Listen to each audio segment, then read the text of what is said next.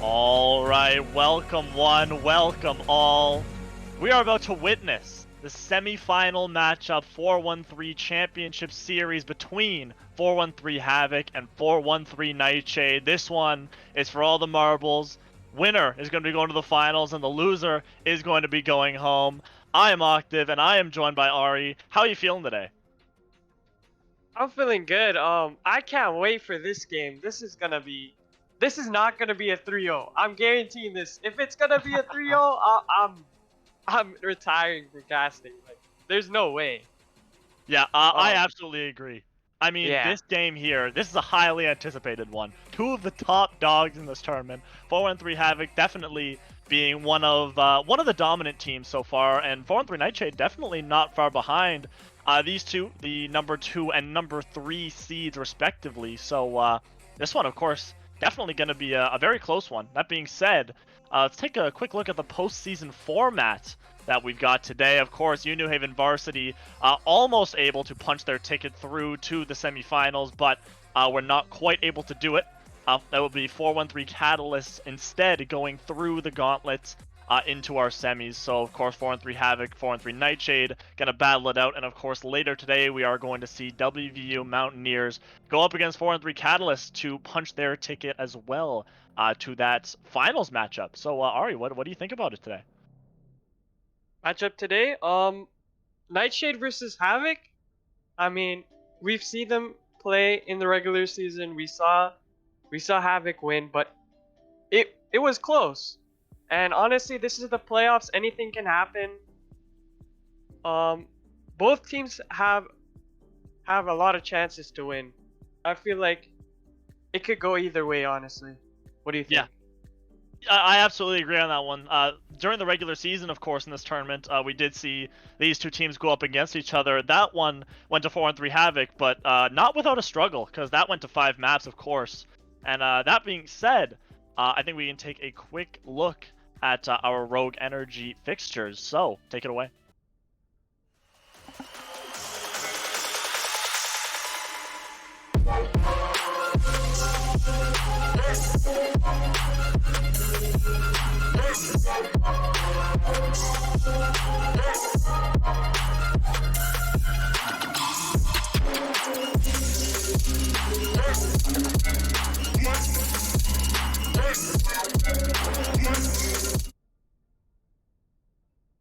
All right, our Rogue Energy fixtures, of course. That's a lot of 3-0s. Oh yeah, that is a lot of 3-0s there. New Haven Varsity was pretty much dominating all those teams near the bottom, but of course they were felled at the hands of 4-1-3 Catalyst, who took them down, and a pretty convincing 3-0 as well. So yeah, that was the story of our gauntlets, and at the end of it, 4-1-3 Catalyst punched their ticket through to the semifinals, Ari. Yup, and karma had to come through for varsity. It had to happen, and it happened with Catalyst. And honestly, they should be proud of themselves. No one expected this. They went so far. They did so much. They improved. They developed into this powerhouse, and they fell short. But they should be proud of themselves. Yeah, I agree with that one. New Haven Varsity definitely giving the fans something to cheer for, of course. That being said, let's take a look at our second half of our Rogue Energy fixtures. And this, of course, we have our 2 semifinal matchups up there right now. And then, of course, our third place match is going to be between the 2 losers of these matchups, and of course the grand finals is going to be the winners of both of those. Both of those matches, the third and first place matches, are going to happen tomorrow, which is Monday, June 14th. So make sure you don't miss those, of course. That being said, I think we can do some predictions, Ari. Let me know what you think. I gotta pick your brain. Who do you think is gonna be winning this match today? I'm gonna have to cut you on there. Almost forgot. We do have a follower giveaway. 413 followers. Currently at 325 and counting. Make sure to follow. Join 413 Esports, and also make sure to sub with that Twitch Prime. Get that Amazon Prime. Sub with Twitch Prime. You already know. And subscribe to our YouTube. 413e.com/YouTube. Alright, without further ado, let's go back to the predictions. Yeah. So I want to pick Starting your with brain. me? Yeah, I want to see what you think, Hirari. Man, I don't want to be biased, but Havoc are just from the regular season. I feel like they're really strong. Like even they're even with Mountaineers, if not better, in my opinion. They've beaten Nightshade. We saw it.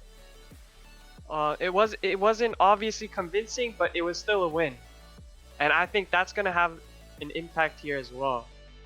I also think, but I do think Nightshade's energy and them playing that rush could also like have a huge impact, and they have a big chance as well. But I do see Havoc winning 3-2 fashion, and yeah, it's gonna be close. It's gonna be intense, but I see Havoc pulling out in the end. Yeah, I mean, to be honest, 4-3 Havoc has looked so good throughout this tournament. Their only loss, of course, came to UAH Charger Blue. No one else was able to take these guys down. They were able to beat WVU Mountaineers in week 1. They were able to take down 4-3 Nightshade as well in a 5-map series. And, I mean, Havoc is Havoc. I mean, they've been dominant all series, or all tournament long. So I gotta go with them as well. And what Uh, about the score? What do you think? I gotta go with 5 maps. Maybe if we could see maybe a 6-map series, I think that would be absolutely fantastic, Ari. I mean, who doesn't want to see that? Yeah, I absolutely agree. I mean, who doesn't want to see a series go deep like that? And that being said, with the predictions out of the way, I think we're just about ready to head into our pre-match interviews. So the first of those, I believe, from the side of 4-1-3 Nightshade is going to be Twid. So we will be able to get him in here very shortly to give his opinions on this on the matchup that we're about to see today, Ari. Yep, I can't wait. Right, so I think we can get him in here very shortly. We can grab him.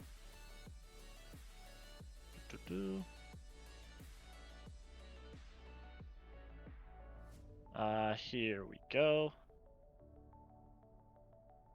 And there he is, Twid. Ari, take it away. Twid, how you doing? I'm doing well. How are you? Alright, I just got some questions for you. Good luck in the game, of course. But Thank you.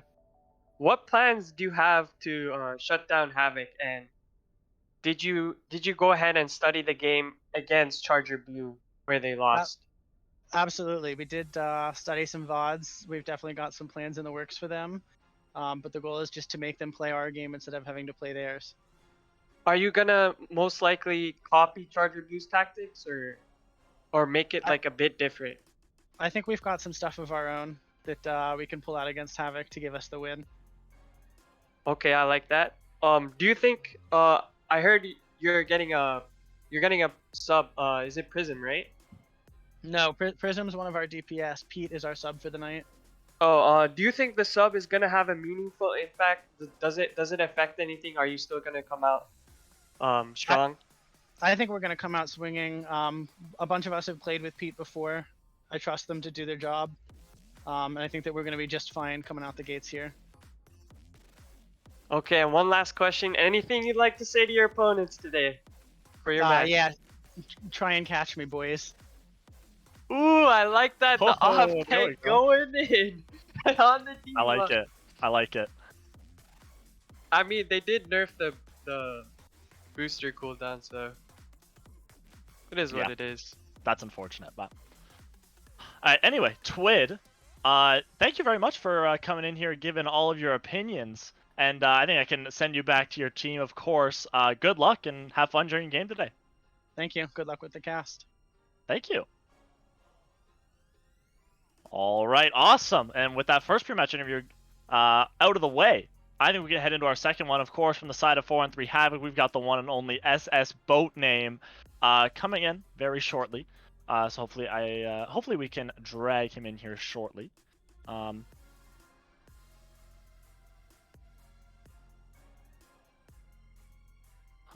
He's hello, Boat Name. How you doing today? I'm doing pretty well. I was listening to the other interview with, casual delay when I was suddenly dropped in without being told, but that's all right. Oh. It happens. My apologies, of course. I mean, we have the 60-second delay. It's the rules of the tournament. I promise. Yeah, I didn't mean to, as a Bonan. I'm very I apologize greatly for that. Okay. Anyway, I've got some questions to ask you for today. So, the first of which, so you guys punched your ticket through to the semifinals by taking the number 2 seed in our tournament. So how does it feel to be one of the top dogs in this tournament? I wouldn't know. You'd have to ask Jumpenny, our team manager, who actually I feel like he's the biggest one to ask that question, because he's the man that's like emotionally invested more than anyone else. Personally, I play the game for fun, and I mean it's pretty fun to win.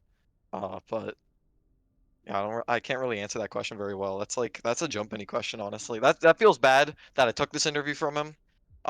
He gave it to me, I guess, and you asked me like the optimal question for him.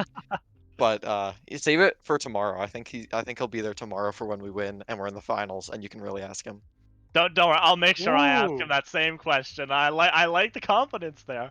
Yeah, for sure. I'll make sure to ask him that when you say you guys will win. So we're gonna see. That being said, so you guys are up today against the number 3 seeded 413 Nightshade, whom so far throughout the season you guys have seemed to have built a nice rivalry with those guys. So what's the game plan today to take them down? I can't really share our biggest game plan, which is very basic, but other than that, it's listen to what Jump says and counter pick, I guess. I like that you keep asking loaded questions, I guess, that are a bit too difficult to answer on air before match, because Fair. in all honesty, it's not really the time. I can't really give you my strat. After the game, when we win, I can tell you exactly what our game plan was going in, and then we Okay. can give Catalyst a good way of winning, but that's about it. Okay, that sounds good. That sounds good. Hopefully, maybe if you play well enough, you can get the MVP, and then you can answer the question at the end of the game. How's that sound? Sure. Sure, man. If you Awesome. just give me MVP, yeah, whatever. All Yeah, right, we'll sounds definitely good. consider it. Definitely consider it. It's true. So is there who on your team today do you think we could like look to really pop off and like clutch it out today? Other Um, than you, of course. Off-White, I call him Josh. He's pretty cool. You've given him MVP a bit too much, so actually don't look at him. Never mind. No, Autumn. How about Autumn? Autumn and Bang, honestly, not Off-White. Anyone but Off-White actually, because honestly, Bang, I feel like he goes. I mean, he's silent in voice chat a lot of the time, which is unfortunate. But for the most part, yeah. Besides being like literally silent, he's a silent carry where he just does shit. Like he goes on flanks and then he kills things, and it's pretty neat Yeah. when we suddenly win the fight off of it. Yeah, I mean, that that's sounds pretty good. 90% of Yeah. the DPS players I get in solo queue, so. True. But yeah, I mean, we're definitely gonna look out for him in this matchup for sure. And Boatname, last but not least, do you have any words to say to 413 Nightshade before we head into this match today? Well, I mean, yeah, but that would be toxic. Yeah, come on, Eddie, like trash talk. Come on, we encourage No, trash talk here. it's like too toxic though. I'm not like that's like Off-White toxic. I mean, did you That hear guy what the told opposing team said? They no said try because to no, catch I me. actually I didn't because I got dragged in here. So, Oh. it happens. It's all right. No, But, but in all honesty, I mean that's like a good luck have fun honestly, because otherwise I'd be toxic like Off-White who tells people in quick play GG easy. Okay. oh no, the quick play trash talker. Oh no. Yeah, good, simple, good luck, have fun. You love to hear it. But that being said, Boatname, thank you very much for coming in here, giving your opinions before heading into this game. So, I think I can send you back to your team now. So, good luck and have fun today. Thanks, dude. All right, awesome. And with those pre-match interviews out of the way, we're just about ready to head into our matchup for today, map number 1.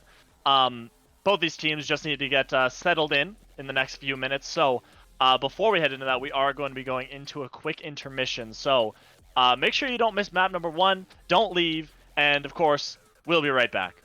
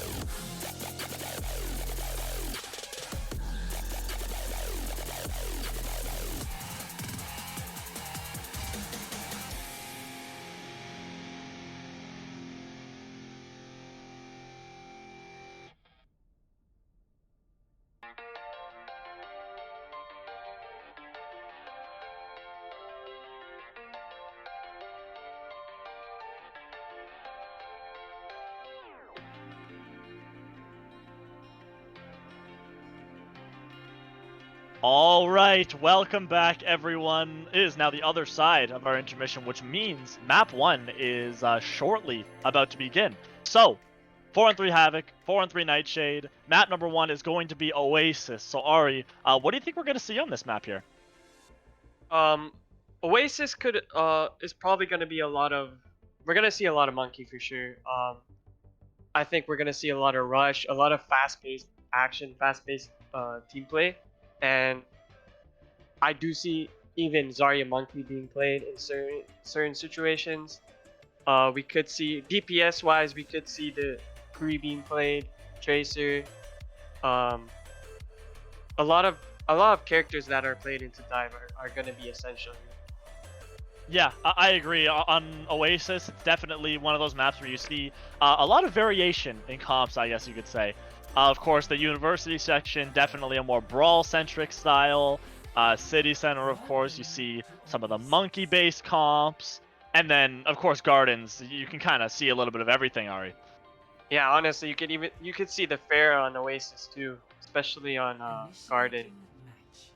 With all those with all that space, all those sightlines, Farah is really good. Yeah, I agree. Like we saw 413 Riot use the Pharah on Oasis to great extent, and they were able to really pull through on that map. And of course, Icy on that Pharah was absolutely fantastic. Bunch of plays from him. So we're gonna see if either of these teams is gonna opt for that, and we can see what these two teams are going to run very shortly here, Ari. Yep, and we can already see the double bubble being pulled from Nightshade, and on the side of Havoc, we see Symmetra being hovered. I'm not sure if they're being serious, but we'll Yeah. see. I think they're just gonna teleport out of spawn room and then switch off of it. But But the both these Monkey teams- Diva combo, yeah, Monkey Diva. could be way better for high ground control. I think they'll get way better high ground control here. Yeah, I can't help but agree. Both these squads definitely very similar in terms of their team composition, both with those Winston-based comps, with the Echo. Both teams got the Ana Mercy as well. Only difference really is going to be Dak Gameboy on the D.Va and Twid on that Zarya. So both these teams going to clash on the higher ground. Suspect on the Winston is going to hop up onto that high ground, gets kicked off relatively quickly. Nightshade still going to just be kiting on this mid ground here. And Havoc going to chill up on this high ground and towards this objective. Suspect going to jump up there once again. Gonna try to get onto this back line. Not a whole lot of damage done, but both these teams still brawling it out, but Jumpenny goes down early to Prism's focusing beam. That's a big one from him right there. Off-White using that Mercy pocket to great extent. And Prism as well, going to just hover around, trying to put as much damage as possible in, and Prism goes down to Autumn. That's a great headshot, but Dak Gameboy as well, going to fall to Suspect. The res onto Prism. Scythe will fall to Off-White. Both these teams, picks are going back and forth, but Nightshade is going to be the first one to get some objective capture as Big Juice falls and Suspect gets killed by the remake from Dak Gameboy. Now 4-3 Havoc, they're pressing this advantage. They're pushing forward. Autumn gets a pick here. Even though the ante is going to come out onto Jumpenny, it's just not going to be enough to keep this objective, and Havoc is going to take the point away just as fast as it was taken from them. Yeah, great patience from Havoc, just utilizing their DPS to stay alive, and their support supporting them at the same time. Very good retake. And just from the beginning, I could tell that Havoc was just getting warmed up. They were looking a bit like the non-aggressor. But meanwhile, there's a Deadeye's out, but it goes down. Autumn not able to pull that Deadeye as Suspect gets nanoed, able to take him down with the help of Prism. And now Suspect's just in the backline, causing havoc as Big Juice falls to Suspect as well. Autumn will get res, but it doesn't look like it's going to be enough because Nightshade's cleaning house right now. Everyone going down from the side of 4-3 Havoc, and it's just a matter of time before 4-3 Nightshade is going to take this point back. As Autumn will fall, Adamesk the only one left on the objective, as well as Dak Gameboy, who will also fall, and Nightshade is going to take this objective back. Yep, Nightshade just utilizing that monkey bubble combo, utilizing their aggression to get on the point and contest as much as possible. And they just got the picks they needed, that's why they won. Yeah, and they still have 3 ults left with Crab. Plenty of ults for them on the board there. 29% I should say, accrued for 4-3 Nightshade, 49% on the side of Havoc. The copy's out from Off-White. We know he can be deadly on that Echo, but the grab from Twid is massive. All the tanks are caught, and that's including Off-White's copy. Prism catches Adamesk. That's a big opening pick, but Ink Splash will also fall to Off-White. The picks are going both ways, as Twid is just putting in all the damage he possibly can. Bombs out, but Prism on the Echo is going to copy over onto McCree. Oh my god, a remake kill from Dak Gameboy as 4-3 Havoc. They're finally getting the picks they need. They were going back and forth earlier in the fight, but 4-3 Havoc able to press their advantage, and now they're going to take the objective. Wow, just back and forth trades. Just getting right back into the action. I mean, that high ground is very, very vital, and we're seeing this right now. They're fighting for it.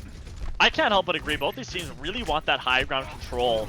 And there's going to be the jump from Suspect up onto the high ground as Autumn catches Ink Splash early. That's a really big pick. You're on it down. That's so much healing that you've just lost. 4-3 Havoc. We're not even going to see the res from Nightshade. Yeah, they're not going to opt to go for that res. I think it was a little bit too dangerous as Pete will also fall to Jumpenny.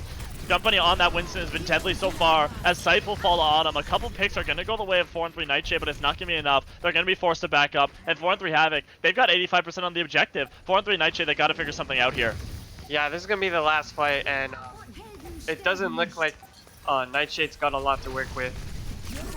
And both support ults are going to come out. Suspect will be the recipient of that nano, but Jumpenny falls to Prism. That's a big pick, but Ink Splash will also fall to Off-White. Off-White has been in this backline all round so far, really causing a lot of trouble, and Prism will also fall. Suspect is anti, really can't help his team, and 4-3 Havoc is getting the picks they need. Jumpenny gets rezzed up by Adamesk. The Deadeye is coming out from Autumn and will catch the nano from Big Juice as well. That's a nano Deadeye, catches Suspect, and now 4-3 Havoc, they're cleaning up. They're getting the picks they need. It's just stalled here from 4-3 Nightshade as Twid will fall. And now Ink Splash on the Lucio, the only one left there. No one can touch the objective, and 4-3 Havoc is going to take point number 1 on Oasis. Honestly, Autumn just popped off in my eyes. This guy, even though he got nanoed, I still saw him pop off. He denied all the monkey, all that dive from the monkey D.Va. It was non-existent, just because of Autumn's presence. Yeah, really unreal from that guy. I mean, Autumn, definitely known as, not a Kree one trick, but definitely very strong on that Kree as we've seen so far. One of the newer pickups for this 4-3 Havoc squad, but he's definitely made a good impact so far. And already we can see both locking in Ryan Diva here, looking like more brawl with the Lucio. And yeah, both teams going to opt for that brawl.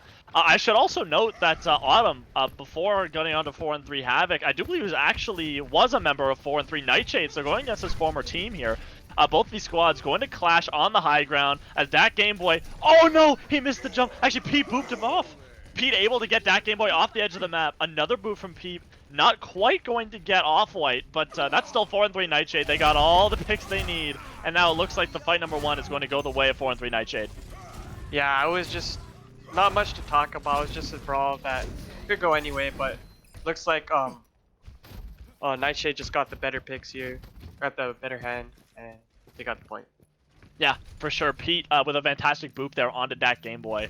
Yeah, for sure. Pete, of course, a sub for this squad. Normally, actually, Pete is one of my teammates on 4-3 Hellfire, really filling in nicely for this squad right now. Immortality Field's out from Big Juice. No one yet to fall, but the Shadow's gigantic.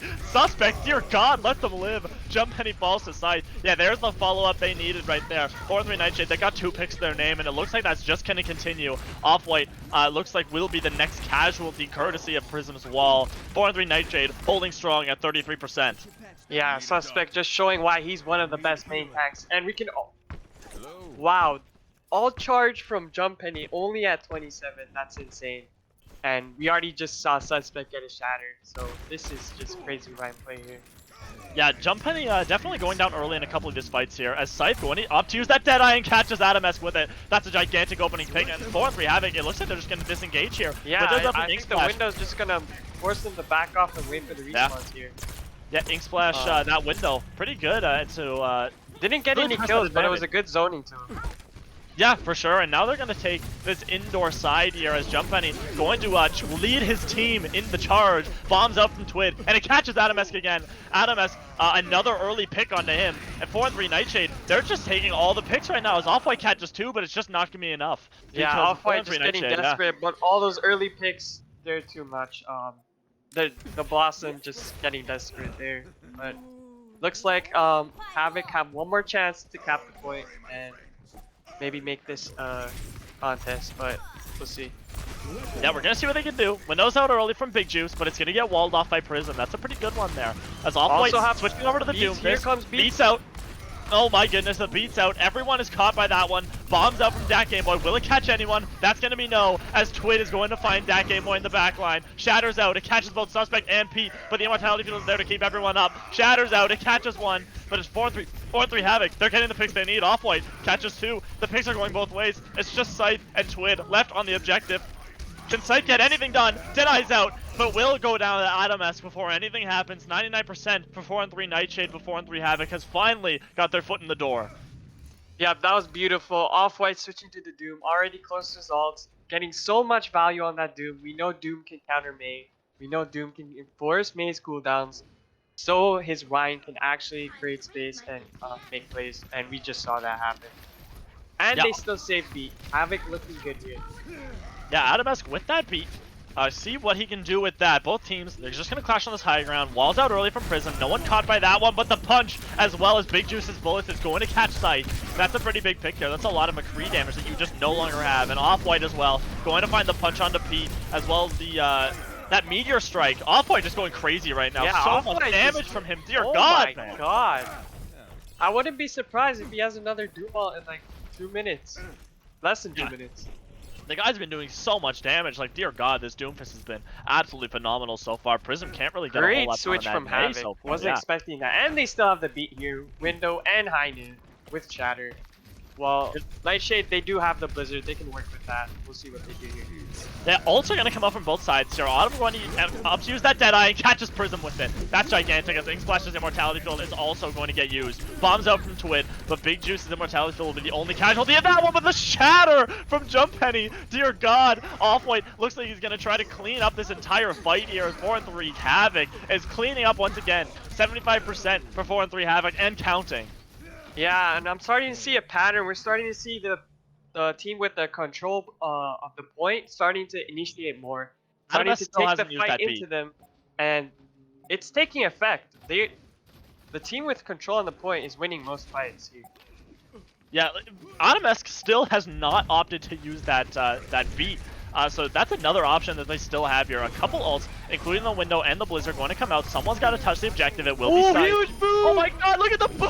Animesk and Offwhite combining to get a couple off the edge of the map, and Double Offwhite as booms well. from the Doom and Oh Lucio, dear and god. the beat for the Beats BM. out. Scythe down to Offwhite. Offwhite just causing havoc. This is absolute chaos from What an insane comeback. It's looking like Havoc's gonna take this 2-0 first map, and Dear there God. it is. That is an epic comeback on point number 2. Oasis I is going to go the couldn't way of believe 4-3 Havoc. what just happened. I thought Havoc were bound to lose, but Wow. They were able to clutch it up. Offwhite, with that switch onto the Doomfist, really marked the turnaround in the momentum. And let's look at this play of the game.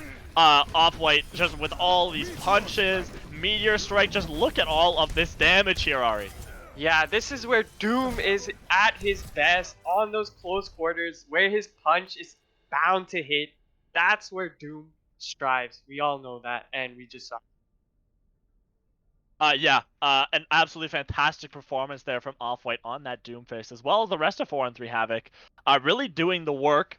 And so that's going to be map number 1, going the way of 4-1-3 Havoc. And, well, we're going to see if map number 2 can go any better for Nightshade. Map number 2, however, will be happening after a quick intermission. But before we leave for that, of course, if you're enjoying what you're seeing here, make sure that you follow or even subscribe to this channel, 4-3 Esports, because we appreciate every single one of those as well. If you want to see all the VODs after they've been uploaded, you can head over to our YouTube at 413e.com/YouTube. So make sure you don't miss any of that. That being said, we can head into a quick intermission, and we'll be right back with map number 2.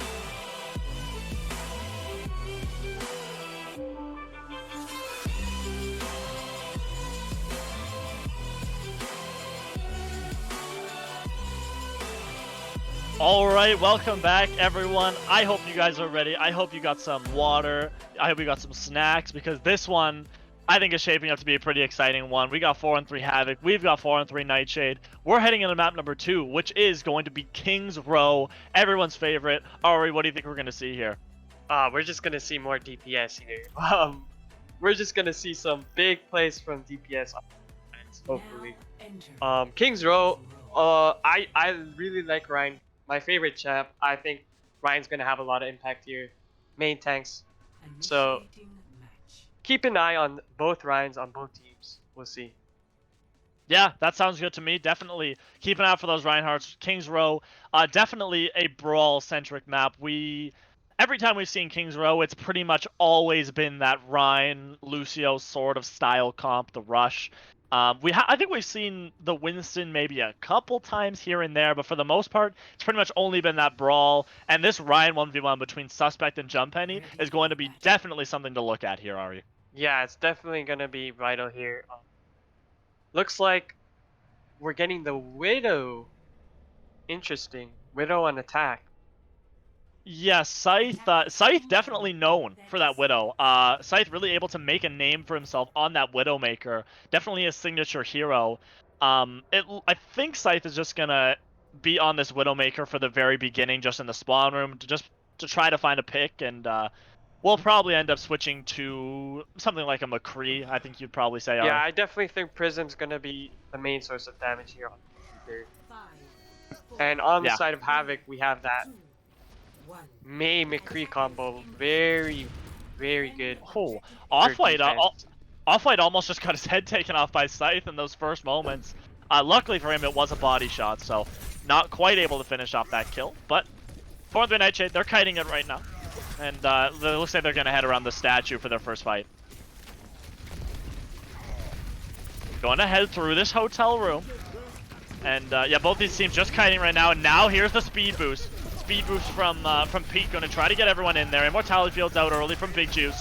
Gonna see if she can get anything done with that one. Both Immortality Fields now used as Ink Splash is going to opt to use theirs. Then now Suspect is gonna go down early. Off-White able to find him with the Icicle. And now, yeah, it looks like 4-3 Nightshade. Yeah, they're gonna have to back off as Pete will also fall. Ink Splash will also fall to Adam S. 4-3 Nightshade, they're back in the spawn room. Yeah, great patience from Havoc, waiting for those cooldowns, waiting for those moments, waiting for the Immortality to go in and get the kills. Just, yeah, great patience. Looking like a window from Ink Splash coming soon. Yeah, Ink Splash already jumping and getting that charge kill. God. Yeah, they're not gonna fight that one. Prism going down, that's gonna mean the fight ends and right more there. time ticking down. So yeah, very true. I hope Nightshade can just regroup and come back. Yeah, Ink Splash probably gonna opt to use their window coming in here early. Big Juice as well has that window, and she's gonna opt to use it early, but they're just gonna circumvent it. They're heading all the way around. Scythe now on the McCree. Windows out from Ink Splash, but the shatter from Jumppenny. It catches 4. Immortality Field is there, and so everyone is still up and breathing, but Jumppenny is going to find 2. Suspect and Scythe both down. Autumn will fall to Prism, but is it going to be enough? As Ink Splash just trying their best to get all this damage in, but it doesn't look like it's going to be enough, as Pete is forced to cower back to the spawn room with the rest of her team. This is what I mean by those Rhyme plays. The Rhyme on this map is nasty. Jumppenny just going in, getting supported by his team, obviously, and getting the kills, getting the damage. Beats out. Pete opting to use that one, as Scythe will find Dak Genboy out of the mech. That's a big one. Blizzard's out from Off-White, but no one caught with it. Immortality Field from Ink Splash is gonna get used, and the shatter from the Suspect and Prism to clean everything up. Dear God, that's merciless right there. First point finally gonna go the way of 4-3 Nightshade here. Yep, very good shield break. Obviously, great shatter from Suspect. Prism with the follow-up. Quadra kill on the Reaper. As a Blossom, Twid with that bomb, and not a lot from Havoc except for the shatters. So yeah, Autumn as not well. a lot to work with. Autumn as well, building up to that Deadeye here. So a couple ults there for them. Ink Splash, very close to that window of theirs. As Suspect going to get caught by the wall and frozen up, but the Immortality Field from Ink Splash is going to keep him up.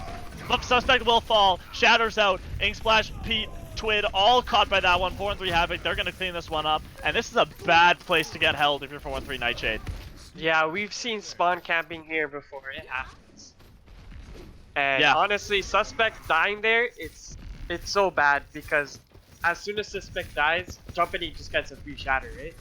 So yeah, exactly, right? Once that shield is down, there's nothing to block that shatter, and it's almost impossible to not have a good shatter from there. And we're seeing Prism flanking, looking for that Blossom. Now, where is he? It looks like he's going to be hopping in here very shortly. Bombs out from Twid and it catches off White. That's a big one, but Prism gets caught out. The flank not Big able charge to from work. Suspect. The Suspect catches Jump Penny as well, and there's a window. Shatter as well, catches 4, but is anyone going to be able to follow up on that one? Scythe uses the Deadeye and finds that Game Boy, but 4-3 Havoc has the kills they need. Ink Splash falls as well. Twid, the last one alive, and will fall. 3 members still alive for 4-3 Havoc, and they're going to have to group up quick if they want to press this advantage, Ari. Yeah, I definitely think Prism should not have been fighting. They should have been playing with the team. Maybe they could have gotten a couple of kills, but Suspect playing on the aggressive side, I think was very good, even though he died. Prism gonna teleport an enemy team, not gonna get anything for it. But now he's still got that Death Blossom. We're gonna see if he can opt to use that one. Ink Splash as well.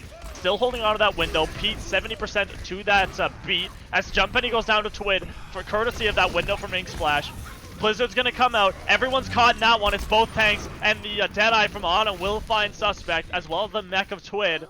4 members still alive for 4-3 Nightshade, but 5 are alive for Havoc, and they're going to press this advantage. Adamas going to use that speed boost to try to get onto the aggressive here, but yeah, Nightshade, they're just going to back up here. Yeah, we're just seeing Nightshade not being aggressive here. We're not seeing Prism use that Blossom to his advantage. Maybe even force Diva's DM just by shooting it and actually help with the Blossom. We're not seeing that yet. Yeah, haven't seen that quite yet. Both these teams now going to clash. Prism uses that teleport to get up to the high ground. We're going to see if he opts to go around. No, he's staying with the team. So now, neither Jump Penny will actually have this Shatter, and now there's the early beat from Pete to really get everyone in to engage. There's the bomb going to come out, and Ink Splash Immortality Field. It will be a casualty of that one. Another beat from Adam S. Going to find everyone on the team, and Autumn cleans up. He's got 2 kills to his main. Off-white as well. Yeah, Havoc cleaning up again. That's timing from Prism. The beat used from Havoc right after the Blossom. Not a good combo. Yeah, a little bit tough, and Pete going to be as well a late casualty to Autumn. 45 seconds left on the board for 4-3 Nightshade, and they've got to figure something out here. It looks like they've ran into a brick wall, Ari. Yeah, and they just gotta hope Twid eats that Blizzard, because that Blizzard is gaining a lot of value in these fights, and I don't see them getting out of it. Yeah, a bunch of ults here for both sides. Of course, that Blizzard, the Deadeye, as well as the window from the side of Havoc. And now Scythe's Deadeye going to be used. Twid cutting up to that bomb. Suspect with the Shatter, and Ink Splash as well with that wall. Shatter's out!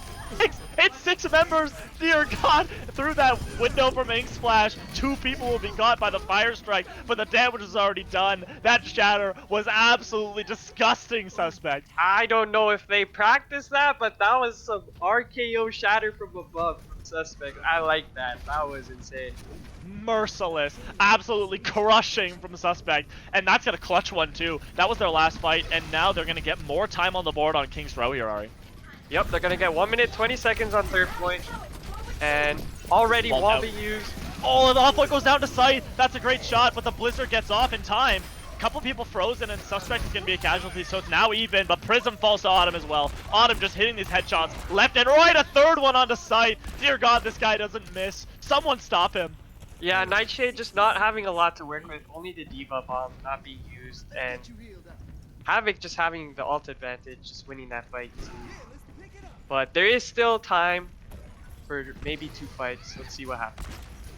Yep, there's still time on the board here for 4-3 Nightshade. They got 45 seconds to their name, and now they're a full 6, so they can get in here. Prism up to that Blizzard now. Twid as well with the bomb, and everyone else probably going to get their ults in the mid fight. Walls out early from Off-White. Shatter is actually going to catch both DPS, but the Blizzard's out from Prism. Bomb as well, going to get out. Twid going to fall to that one. Vision's Immortality Field falls to Twid's bomb, as well as that mech from that Game Boy. So this is still winnable for 4-3 Nightshade, but the wall from Off-White's not going to make it easy. Pete and Suspect both fall. 4-3 Nightshade is just reeling right now. Someone's got to touch the objective. 10 seconds left for them to get something done here, and someone's going to have to touch the point. Who's it going to be? It looks like Twid's going to have to do it. And he will make it in time, just barely, but Autumn's going to use that Deadeye to try to catch him out. Mech will fall, and Prism as well going to fall to Autumn. Shatters out from Suspect. No one caught by that one, but Scythe is going to use the Deadeye, hoping to get some kills. The wall's right in front of him. Beats out from Pete just to try to stall this one out here. But Ink Splash will fall. The beat will expire as Suspect is low, very low. boops out from Pete. No one caught. The 4-3 Havoc. They've got the beat and they've got all the tools at their disposal as Jump Penny is cleaning this point up. The payload will not be contested for much longer as 4-3 Havoc is really cleaning up here, and they're going to do it. 2 points accrued for 4-3 Nightshade. But this is a win condition here for 4-3 Havoc. Yeah, they're looking really good. Just that utilization of their front line, the back line wasn't really contested. And honestly, the DPS just dealing the damage they need, supports doing their thing, tanks obviously taking in the damage and actually living, which was really important. And that Diva bomb, I'm not sure what happened with the immortality on Nightshade, but it wasn't there, so that's what happened, and they started falling apart. Yeah, unfortunate for 4-3 Nightshade. However, that's not a bad push. I mean, if you're playing that in competitive, you're not upset about that. I mean, that's a pretty decent. Yeah, they definitely played well, but the only thing I would say they should improve on is they should initiate with their ults first, because a lot of what happened is Havoc just took the initiation. They used their ults first. They took the fight to them, and that's why they won the fights. Yeah, 4-3 Havoc, I mean, even though it's a very decent push there for 4-3 Nightshade, 4-3 Havoc, they look like they're in the driver's seat right now, Ari. Would you not agree? Yeah, for sure. I see them having an advantage here. Yeah. Also, we're gonna see some similar comps. Ryan Diva again, DPS pretty similar with the Widow. Autumn on the Widow. Yeah, he's gonna see if he can get but a I pick here, definitely but think no. the Widow's temporary. Yeah, Yep. Autumn's gonna head over to that Kree, that signature Kree of Autumn.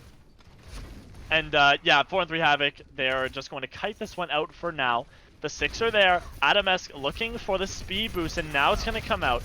Both these teams going to engage onto each other as the wall's out and Jump Penny falls. That's a great wall from Prism right there. And Mortality Field from Big Juice will also fall to Pete. And 4-3 Nightshade, they're holding strong here. And 4-3 Havoc, they're just disengaging. They're backing all the way out without their Reinhardt. Yep, Nightshade looking strong. They used the wall first before Havoc, and that's why they got the first pick. They got the initiation, and they won the fight. Yeah, able to win that fight. And now 4-3 Havoc, they've got their 6 members, and now they're pushing in. Behind this hotel is going to be Nightshade. Wall's out, and Suspect is very low. Immortality Field will keep him up for now, though, and he's going to get healed back to full. Window's out for Main Splash. That's a fast build on that one, and they're going to use all the damage from that just to try to press an advantage, and just like that, Scythe finds Adamesk through the window. But now, Big Juice going to try to even the score as Autumn through the window will find Prism, but Scythe is in the back line. He's causing chaos. That's 3 kills for Scythe in this fight. Off-white down. Jump Penny falls. 4-3 Nightshade. That's another fight win for them. Yep, Skype just silently killing them one by one. Legend. Master of the backline. Yeah, This- that guy, beast. That was just a McCree duel of the century, and Skype just came out on top. Yeah, Scythe really doing a good job there on that McCree thus far. Suspect has this Shatter up. Pete with the that beat Prism with the Blizzard as well. So a lot of ults on the side of 4-3 Nightshade to work with. Shatter's out and it catches 4, but the Blizzard's there. Is anyone going to be able to keep up here? Everyone is frozen. Everyone on both teams is frozen. Beats up from Pete to keep everyone up. So there's still 5 members alive as Scythe finds Off-White, but Ink Splash is down. Your Baptiste's down. That is not great for you as Autumn will find yet another pick on the Prism. And Yeah, Pete's it looks down. like Havoc Scythe are no getting one the left. picks they need to get the point. I don't see a recontest happening unless maybe. Yeah, No, they lost maybe. their mech. Yeah, it doesn't look like they're going to be able to recontest this one. As Suspect and Suspect, Ink Splash, Scythe, they're all going to fall back. And a 4-3 Havoc, it looks like they want to take a lot of space here. Yep, Havoc just doing maybe a bit better, a bit more time on the clock, but this is where things get important because the staggering is really bad here on the second point. Yeah, I gotta say, it was a pretty good disengage there from Nightshade, really able to cut their losses. And now they're gonna push back in. They want to take, they want to take this choke area here. Bombs out from Twid, going over the top. Is anyone caught by that? Not quite, but that's gonna force a big positional advantage. Adamesk is low. Deadeye's out, but the Shatter from Jump Penny, it catches everyone, and that Game Boy follows it up with the bomb. That's 4 kills. That's a clean team wipe for 4-3 Havoc. Yeah, we've seen it before. Suspect in the middle of an animation, not being able to block the Shatter, and just a 5-man Shatter from Jump Penny in the follow-up is just enough for Havoc to keep pushing this cart. Yeah, 3 minutes that was left a on the fantastic clock. play. That is a Shatter Bomb if I've ever seen one. And 4-3 Havoc, they're pushing this card comfortably. 4-3 Nightshade, they've got to figure something out here. And Scythe goes down to Autumn while using that ult. That's a big shot right there. And Suspect down to Autumn as well. Autumn is just going absolutely crazy. The guy doesn't miss as Jump Penny will fall to Twid. So that's a big opportunity here for 4-3 Nightshade. And Twid is just trying to stall out this objective for as long as possible, but not quite going to be able to touch it. 4-3 Havoc, they've got 4 minutes on the clock, and they do not have much longer to push this card. Yeah, very bad for Nightshade here because their ult economy wasn't looking good. They didn't have any ults to work with, and they just got early picked by the Kree. Autumn just going off, and not a lot of room here. Oh, no! Already a pick for Prism Autumn. Prism goes down to Autumn, and they don't touch. And they don't even touch. No one touches. Oh no, everything that could go wrong did go wrong for 4-3 Nightshade. Prism going down early. He had the Blizzard as well. And then, Octave. of course, no one touching the point. Oh no, that's not how you want to lose a map. Octave. Are we seeing Deja Vu? Are we gonna see another sweep here? I want to say hopefully we don't see another sweep. I want to see this match go this match go as deep as it possibly can. But, you know, so far, 4-3 Havoc is definitely in the driver's seat. Yeah, they're definitely in control. They look like they've probably prepared more. I'm not sure, but they do look like they are in the driver's seat. And I think just from that Kings Row game, they're looking like they can go on and win this thing. They're ready. Yeah, 4-3 Havoc. Again, the number 2 seed going into this, and they're looking very strong because Nightshade they're the number 3 seed in this tournament. I mean, it's not like they're going up against this low seeded team. They're not going up against a number 7 or number 8 team. This is the number 3 seeded team in 4-3 Nightshade. And if Havoc can take these guys down convincingly, that's gonna give them a pretty good case to maybe even take the whole tournament home. Yeah, if we see more of this in Game 3, I see Havoc winning this whole tournament just from that. Like, Nightshade is top, one of the top teams, top 4. That's insane. Yeah, I can't help but agree. But that being said, map number 2 is over. That went the way of 4-3 Havoc. It's 2-0 for them right now in this series. Map number 3, we're going to be going into that very shortly, but before we do that, we are going to head into a quick intermission, so make sure you don't leave your seats, unless you're going to go get some water, because make sure you stay hydrated. I always make sure to tell everyone to stay hydrated. But make sure you're back for the end of the intermission, because there's still plenty of Overwatch to be played. Make sure you don't leave, and we'll be right back.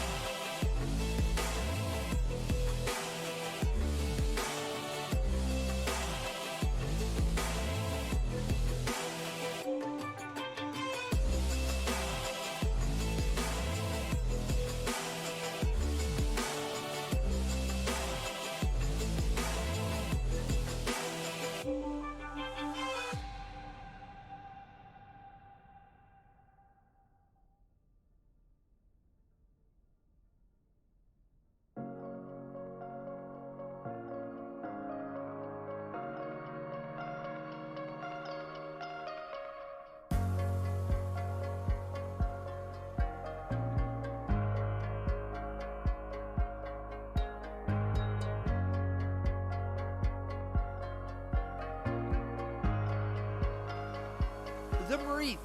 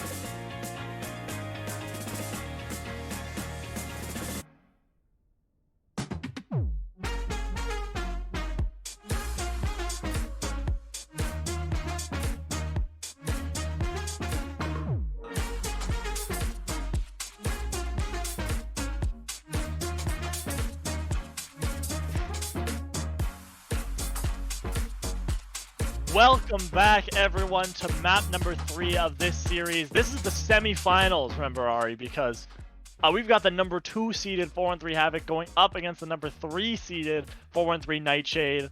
And again, this is a semifinal matchup. Whoever wins this is going to the finals. Whoever loses this one is going to the be going to that bronze medal game against the loser of our other semifinal match. So a lot of and for sure. And just stay tuned. Right after this, we got another game. We got the one and only Catalyst coming from their win against Varsity, and they're up against the Moutaineers. What do you think? Yeah, that one gonna be a very exciting one as well. Of course, these top 4 seeded teams, of course, Catalyst being that number 4 seed, our final 4 remaining teams are the top 4 seeded teams. So, of course, I feel like those 4 teams definitely in most people's top 4 for their power rankings for this tournament, Ari. But that being said, map number 3, it's going to be Route 66. What do you think we're going to see here? I hope we see the Rhine being played third point from both sides. That's what I want to see. But I don't see Rhine being played that much on first 2 points. I see the Marquee being played very consistently here. Yeah, I agree. Yeah. I agree. We do, again, we see a lot of Reinhardt on that third point. We do see a lot of double bubble, as well as the rush on the first 2 points, though. So, we are even going on to see what these defense, teams we will do. could see the Orisa and Sig being played. Double shield could work. Yeah, double lot of shield. hope. Yeah, on the defense as well. Not bad, that double shield, especially if you take the top of Big Earls. This gas station here, of course, that double shield can really do a lot of damage here. Yeah, definitely the high ground being the center point of these fights first on Route 66. And looks like heroes being locked in already. Tracer, McCree on the side of Havoc, and Hanzo Reaper on the side of Nightshade. What do you think? Yeah, definitely clashing styles here. It's going to be that Winston-based on a Mercy comp for 4-3 Havoc, and it's going to be that standard brawl for 4-3 Nightshade. They've got the Rhine Diva, they've got the Bap Lucio. You know what I love to see? This is the beauty of Overwatch. Not a single hero here is repeated except for Twid and Dak Game Boy on the Divas. Every other hero is different here, and that's what you love to see in Overwatch. Yeah, for sure. And Nightshade just looking like they have more. They're optimizing for more point presence here, and switching to the Mei looks like they just wanna be grouped up as much as they can. But already, Hope being traded. Yeah, Dak Game Boy getting a little bit low. That's some good heals there from Big Juice, really able to keep him up. And yeah, taking the top of Big Earls, that's going to be 4-3 Havoc, and now Jump Penny's going to fall into this objective, but he's low. Someone's got to heal him up, and that's again Big Juice once again. There's the Fire Strike, going to get eaten by Dak Game Boy, but now the wall's out from He's Falls. No one caught by that one. So neither team has yet to get a casualty, and now inside the gas station, look at that ante. Everyone caught by that one. Suspect will fall to Bang without that healing factor. It's not exactly good, not exactly easy to stay alive as Reinhardt. Jump Penny will also fall to He's Falls though, so that's both main tanks down. And 4-3 Havoc, they're looking pretty low. And however, Nightshade being able to cancel their res is really good. But yeah, they did lose one. They did lose one, however, that spawn room for the attackers is much closer to them. Anti out from Big Juice. That's going to catch a couple, but no casualties from that. Immortality Field will fall out. Blizzard going to come out, and the Pulse Bomb gets eaten by Twid. That's fantastic. The Bang with that Deadeye will find Ink Splash. That's a fantastic kill. Beats out from Pete, almost gets stunned up, but Dak Game Boy finds 2 with the bomb. That's a big one. That's a fight ender. Dakus will fall to He's Falls, but that's just not going to be quite enough. 4-3 Havoc going to win this next fight. Yeah, Dak Game Boy just going off, and Blizzard not getting much value here. Just thrown out there. Not sure what was going on there, but looks like Nightshade are they're just not getting an answer for that Kree on the high ground. Bang just dealing so much damage there, uncontested. Yeah, Autumn, of course, definitely known as a Kree specialist, but Bang as well. No slouch on that Kree. Bombs out from Twid. It's gonna catch two alongside that Death Blossom from Prism. Prism came in with the Death Blossom, broke all the shields, broke all the defenses, and that just left the door wide open for Twid to throw that bomb in and catch a couple. 4-3 Nightshade, they've broken the door wide open, and they've captured point number 1. Yeah, just very unlucky from Jump Penny, the bubble break. Right? There's nothing much they can do. Oh, the eat! Off-White's pulse bomb again eaten by Twid. That's twice in a row. And the Shatter's out from Suspect. It catches Big Juice, but they're not going to be able to complete that kill onto her. But Jump Penny falls to Twid. So that's another fantastic kill. Ink Splash on the Baptiste is on this cart right now, and Pete, the only healer up with the team. Yeah, Suspect has to be careful here. He doesn't have his BAP heals nearby, but they are still pushing out here. Yeah, they're going to have to be a little bit careful. Falls was forced to use that ice block. But now, just pushing the cart pretty comfortably right now is 4-3 Nightshade. Prism going to take this high ground on the Reaper. Falls building up to that Blizzard very shortly, but Off-White is over on the Pharah now instead of the Tracer, and Dak is going to be able to pocket him. Bang finds Ink Splash with the headshot, and the Deadeye's out from Bang will also find Falls. 2 kills for Bang here. And now it looks like he wants to complete even more kills. Another one for him onto Suspect, and another one onto Pete. That's 4 kills there for Bang. That's fantastic. That's a carried fight. Yeah, Havoc just showcasing they have more than one McCree specialist here, and the Pharah switch was very smart from Havoc. Just looking at their comp, looking that they have no hit stand, abusing that Pharah, and we're gonna see Nightshade opt to not go to a hit scan here, staying on the main Reaper. Not sure what's going on there. Yeah, they are saying on that May Reaper, no hit scan to be found for 4-1-3 Nightshade. And now coming through, this middle building is going to be Nightshade. Suspect leading the charge. A few ults to their names here.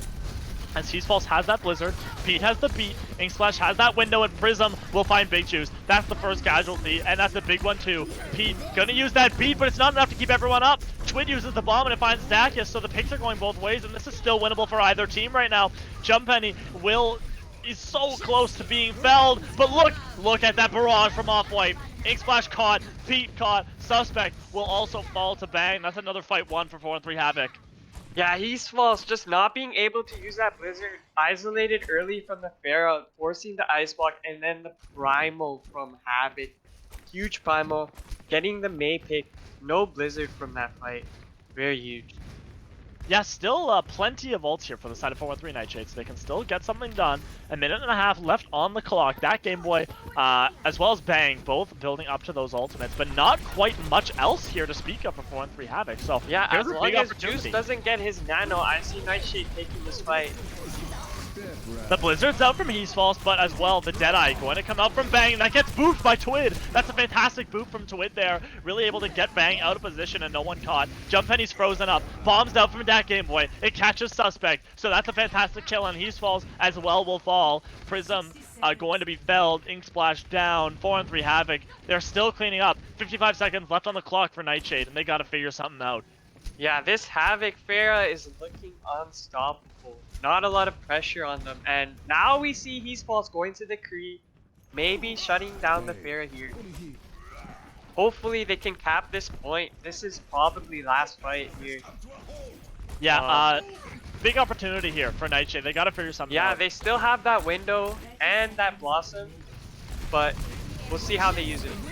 Oh, the nano from Big Juice. It finds Off-White, and he's gonna use that barrage to find Falls. Prism down, Twid down. Yep, that's another cleanup for 4-3 Havoc. Everyone falling. The timer is going to fall down very quickly as Pete. Yep, and I think this is gonna be a hold for Havoc already. Both DPS picked early, and not much time to regroup and cap this point. Can anyone touch? I don't think anyone's. Yeah, no one. I don't think Twid can touch. Yeah, no one gonna be able to touch. 4-3 Nightshade, they're going to get held in around the middle of second point. And 4-3 Havoc, they've got a clear-cut win condition here, Ari. Yeah, they're looking very strong. They're looking like they're going to close the series out 3-0. And yeah, Nightshade just not answering that Pharah fast enough. Yeah, Big Juice. Switching to the McCree at the last fight is not viable just because of the alt economy advantage and Fair already being so ahead, it's not much you can do. I think 2 barrages were made, right? Yeah, that seems about right. But I think maybe 2 or 3. Of course, Big Juice as well, able to get those nanos off onto her teammate. So that's of course some good plays from the Ana player. So now 4 and 3 Havoc, it's their turn to attack, and it looks like they're going to be choosing that same comp that they just went with on defense here, Ari. Yeah, I definitely see them doing the same thing. It's working, and Nightshade looking like they're switching tank lines entirely, going with the Orisa Sig on defense with the Yeah. Hanzo Ash. Yes, so they are going to have this double shield, Suspect on the Orisa, Twit on the Sigma, as So well they as that will Ana have a Mercy lot of combo. spam here, right? They will. Yeah, plenty of damage to go around for 4 and 3 Nightshade. Maybe this will be the answer to what Havoc is doing here. So now, out of the door is going to be Havoc. They're still rolling with this Pharah, but now there's a couple hit scans for 4 and 3 Nightshade to try to deal with that. That's going to be primarily on Prism. On that Ashe, alongside Pete with the damage boost. We're going to see if Prism can really shut down Off-White here. Yeah, I definitely even see the Hanzo hitting shots, but already Monkey Everyone's jumping low. in. Oh dear God, that's so much damage! That's so much damage from Jump Penny, and everyone on Nightshade gets so low from that, and everyone can clean up there. Big Juice Dacus with some big heals, and that's going to sustain everyone through that fight. That is a clean, clear-cut fight win for Havoc. Yeah, Off-White just getting a Quadra there, unstoppable with the Mercy. I don't even think he got low there. He just did whatever he wanted. He did so much damage there. I don't even know how that's possible. Yeah, so much damage. Someone has to touch, and it's not going to be He's Falls because the point is going to get surrendered over. And now onto the second point goes 4 and 3 Havoc. They've got 5 minutes and 20 seconds to their name to try to make it to almost the end of this point here, Ari.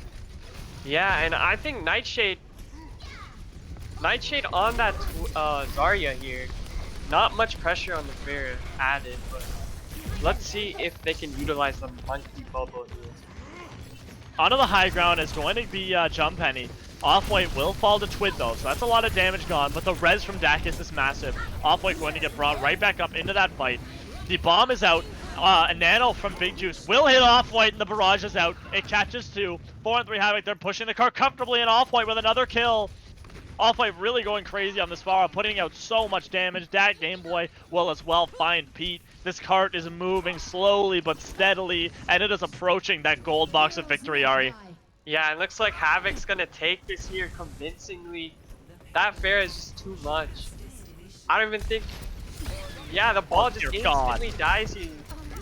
Dacus, what the? Dacus finds 2 kills. Twin and Ink Splash both go down to him. The Deadeye as well going to come up from Bang, but it wasn't quite needed because 4 and 3 Havoc, they're going to push the cart in anyway, and that is a clean 3-0 victory for 4 and 3 Havoc. They've just punched their ticket through to the finals. Yeah, Dak is just pistoling at the end, showcasing his DPS on that Mercy. And honestly, the nanos were insane. Very huge too. The nano on that Pharaoh was really good. I thought that got a lot of value with the barrage. And just not enough damage from Nightshade to shut that Pharaoh down. Yeah, I got to agree. Just not quite enough damage. 4 and 3 Havoc really able to capitalize on those sorts of weaknesses in the comps of Nightshade, and that's going to lead them to a 3-0 victory. So definitely a different story than what we saw the last time these two teams went up against each other. But I think 4 and 3 Havoc is happy with that one because they have punched their ticket to the finals. So they're either going to be going up against WVU Mountaineers or 413 Catalyst in the finals. And whoever wins that one is going to take all the marbles here, Ari. Yeah, I can't wait to find out who's going to be against who. Yeah, I mean, it just got better and better for Havoc as the matches continued. There wasn't really much force stopping them near the end, especially in Route 66. Not a lot of competition, but I say the first map was very close. Could have gone to Nightshade's way. Maybe the momentum could have helped them if they won that map, but in the end, Havoc just looking really strong, and they came out up top. Yeah, Havoc looked very, very strong in that matchup, and to commend how strong their performance was, we have to choose an MVP. Ari, give me your thoughts. Give me maybe some standouts for you. Give me a couple of options for who you think should be MVP today. Octave, I think it's kind of obvious who we're gonna bring out here. who I do we know people don't like it being DPS all the time, but Off-White just going off throughout the whole series. I mean, on that Doom, on that Pharah, just flexing his stance, flexing his hero pool. It's just absurd how good he was today. Yeah, Off-White really dominated on Oasis on that Doomfist, and then of course on Route 66 with the Pharah. It was just unreal. I will point out as well though, Big Juice doing very, very well on that Ana as well as the Baptiste. Very clutch heals for Big Juice there. So if I were to give an MVP to anyone on this squad, it was either has to be Off-White or Big Juice. Ari, make the final decision for me here. I mean, you're pinning it on me. Yeah, I've gotta. I'm indecisive, Ari. You gotta say. I feel like there's gonna be a lot of backlash, but I feel like Off-White just had his day, and I think he should be MVP. But I mean, I can't disagree. So, Off-White really stepping it up for this squad, and we're gonna see if he can carry that over into their next matchup in the finals, which of course, if you don't want to miss it, that's gonna be tomorrow. So make sure you don't miss that. But yeah. That being said, I think we can hopefully get Off-White in here to give his thoughts about how this game while we wait, today. while we wait, make sure to follow us. We're almost at our goal.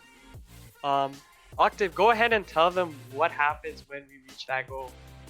Yeah, 500 followers. That is the goal. We are currently at, I think, 493-ish. It's a very short distance away. We're very close to that 500 follower mark. And when we get there, one lucky viewer is going to be the recipient of either a Rogue Energy starter kit or a piece of merchandise of their choice from our 413 merch shop.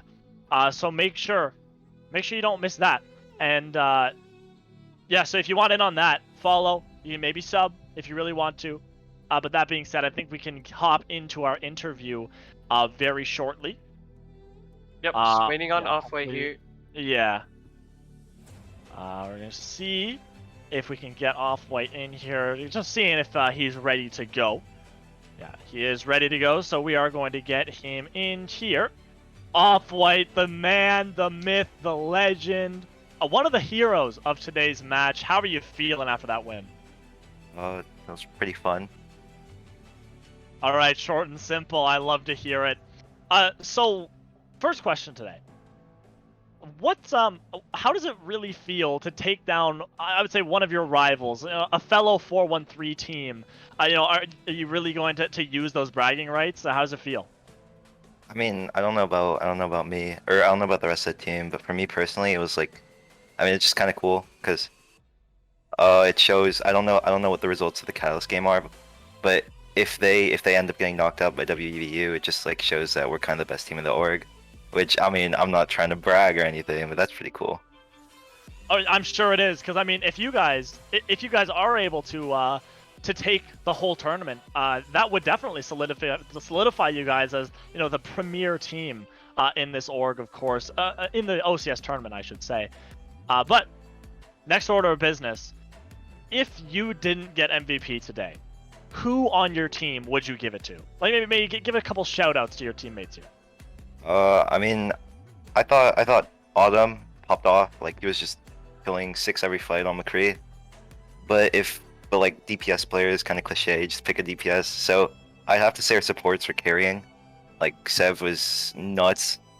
And I think Adam and Dacus are just underappreciated. Like, they do so much, and no one ever really says like they're popping off. So yeah, I'd say our supports.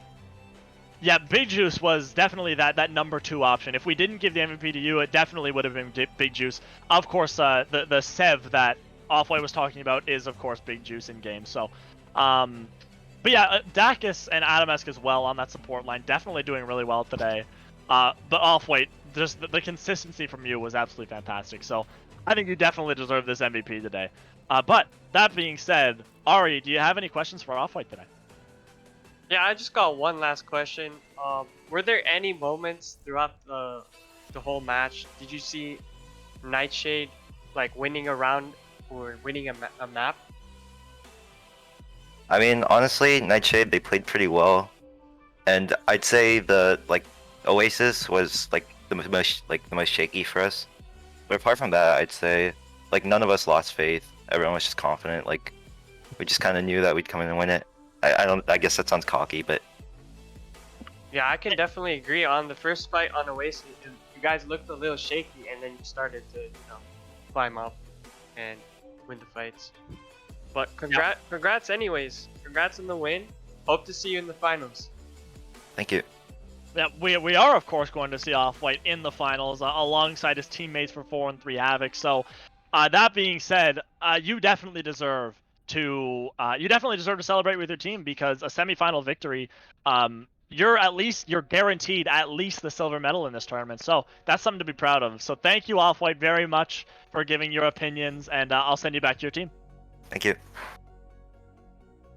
All right, Ari, that being said, that is our first match of 2 today done. But there are still plenty of Overwatch left to play, so make sure you don't leave. Next up, we are going to have 4-1-3 Catalyst going up against WVU Moutaineers. That's our other semifinal match to see who's going to go up against 4-1-3 Havoc in that finals matchup. So don't leave your seats. We're going to be going into an intermission, and we'll be back.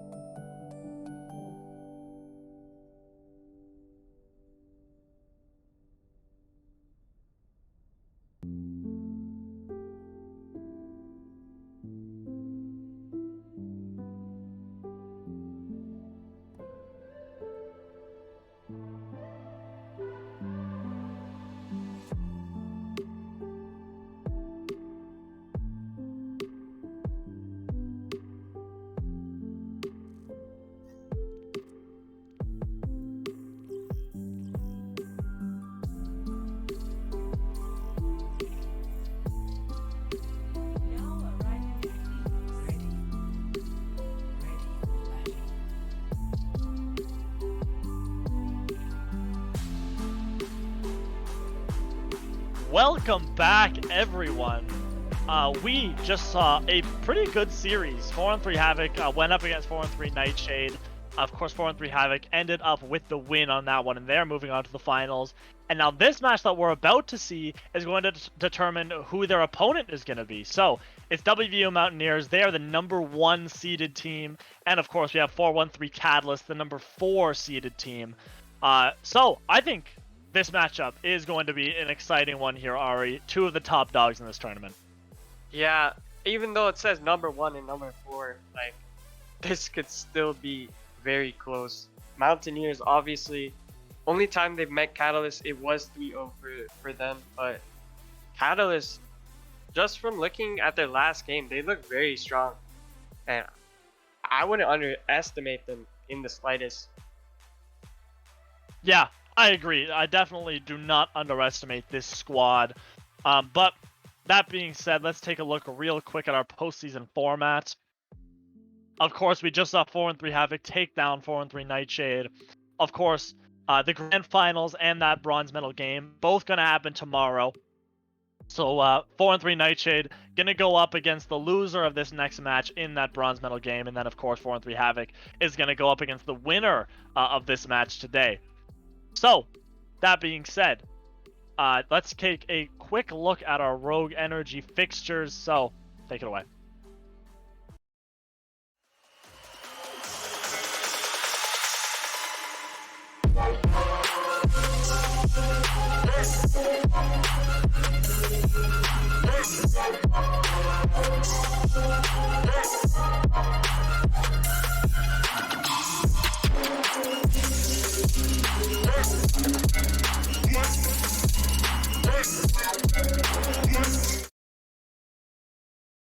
Alright, here are the Rogue Energy fixtures.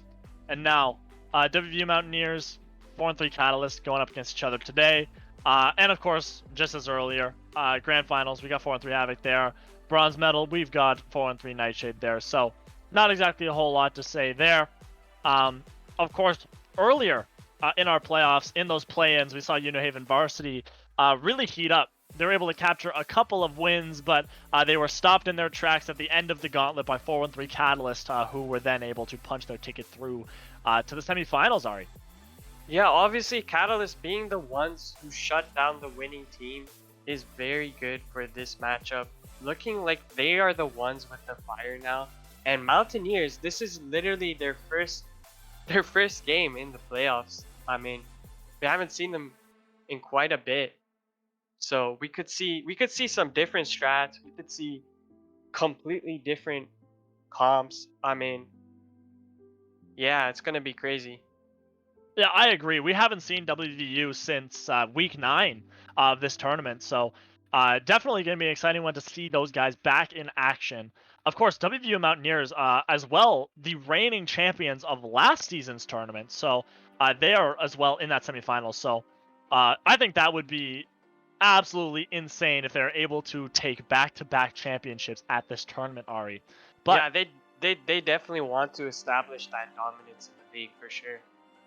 yeah, maybe if all goes Mountaineers' way, we could see a little bit of a dynasty in our 4-1-3 championship series. But that being said, I think it's about time for us to do some predictions, Ari.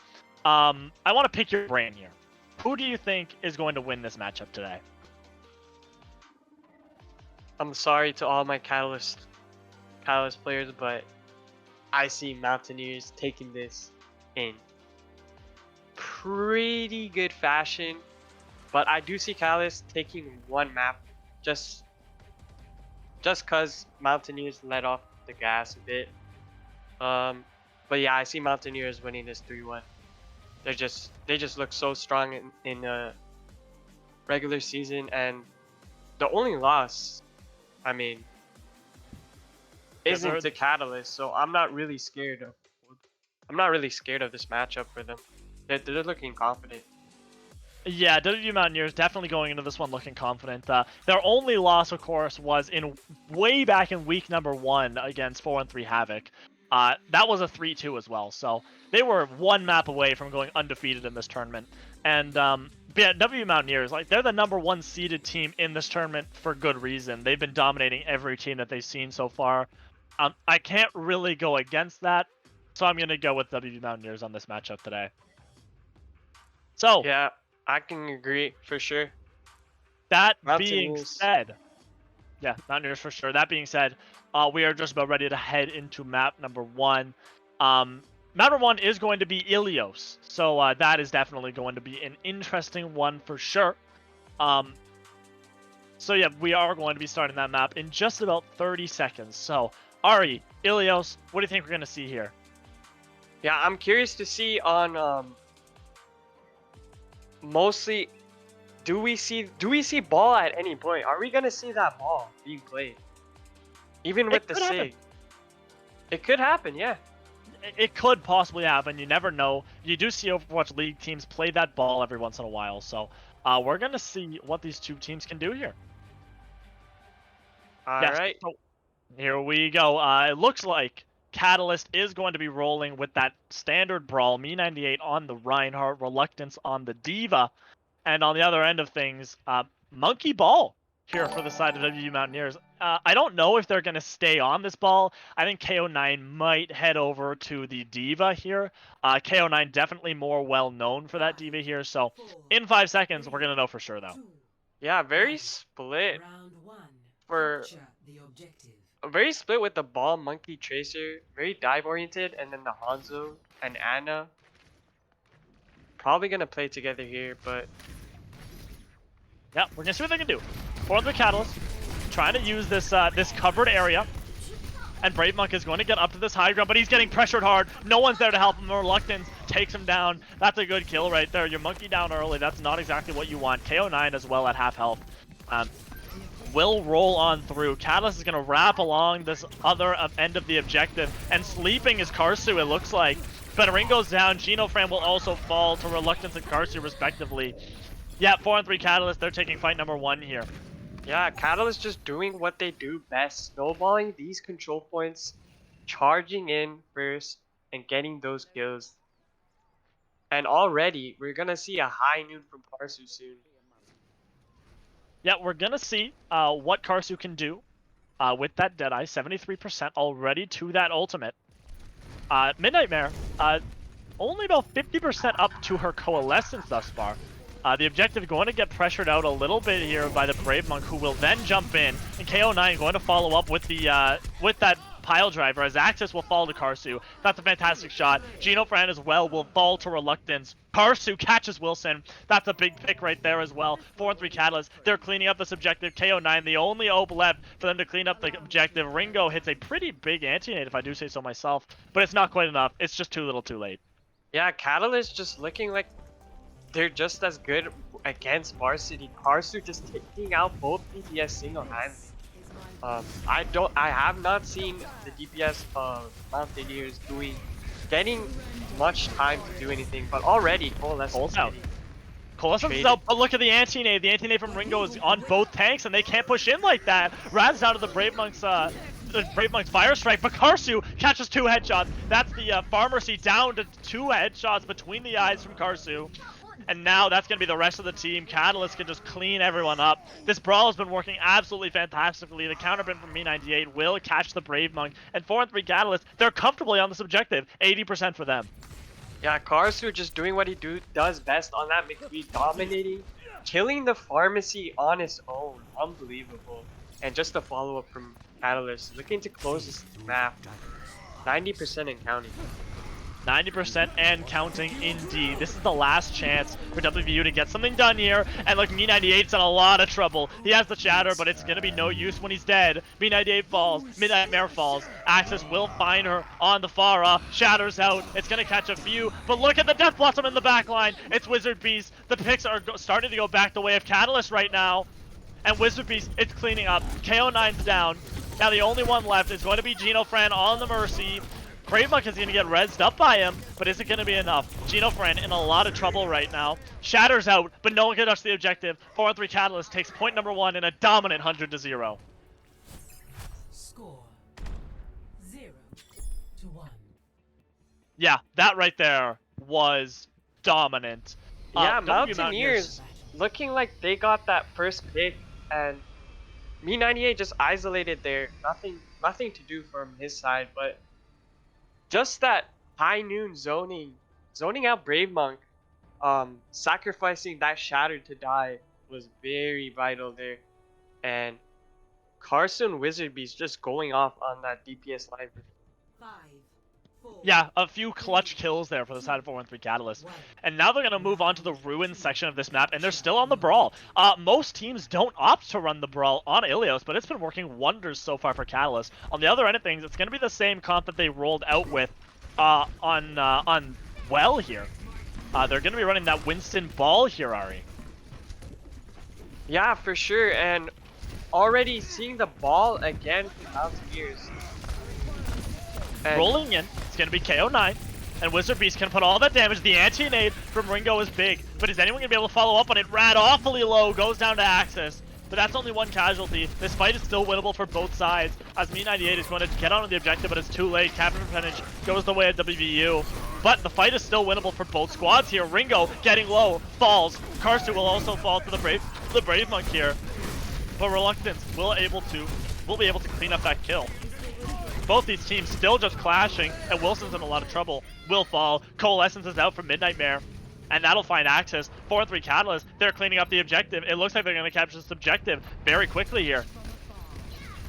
Yep, just some cleanup from Catalyst, looking like they're gonna cap the point here, and just great target focus from Catalyst. Reluctance leading the way. I can see Reluctance being the shot caller here, also being a main tank on this team.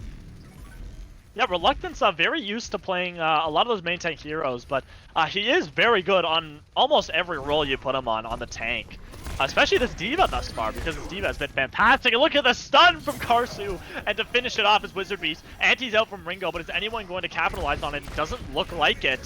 4-1-3 Catalyst still holding strong, and WVU, they're just going to back up without their Ana here. Yeah, Mountaineers looking like they have a lot of control deny ult here with that Torb wall and those mines.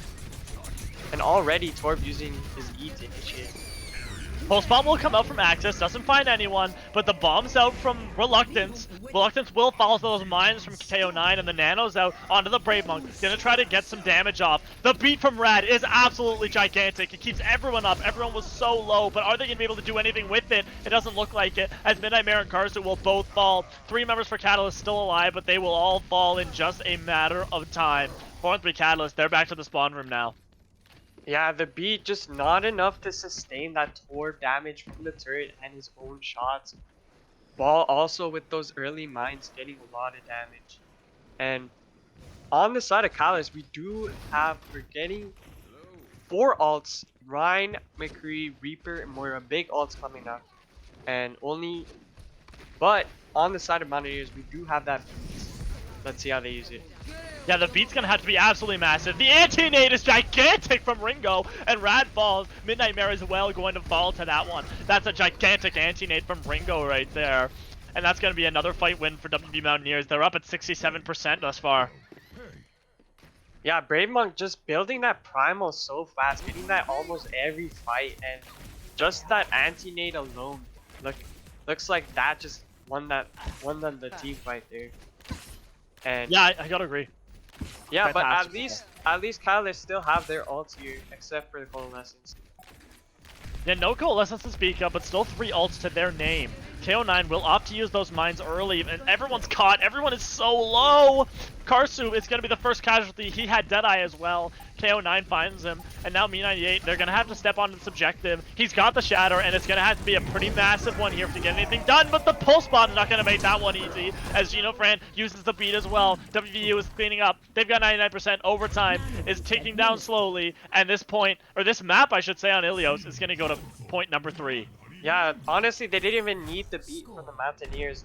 1 to 1. Catalyst just going in that tight space, risking their lives there, and separated from the mines. Nothing they could do, because Mountaineers called with the ball and Tracer. Very good at killing isolated targets, and that's what happened there. Yeah, That was fantastic from WVU. That to be able to really pull this map back from the brink after really getting dominated on point number 1.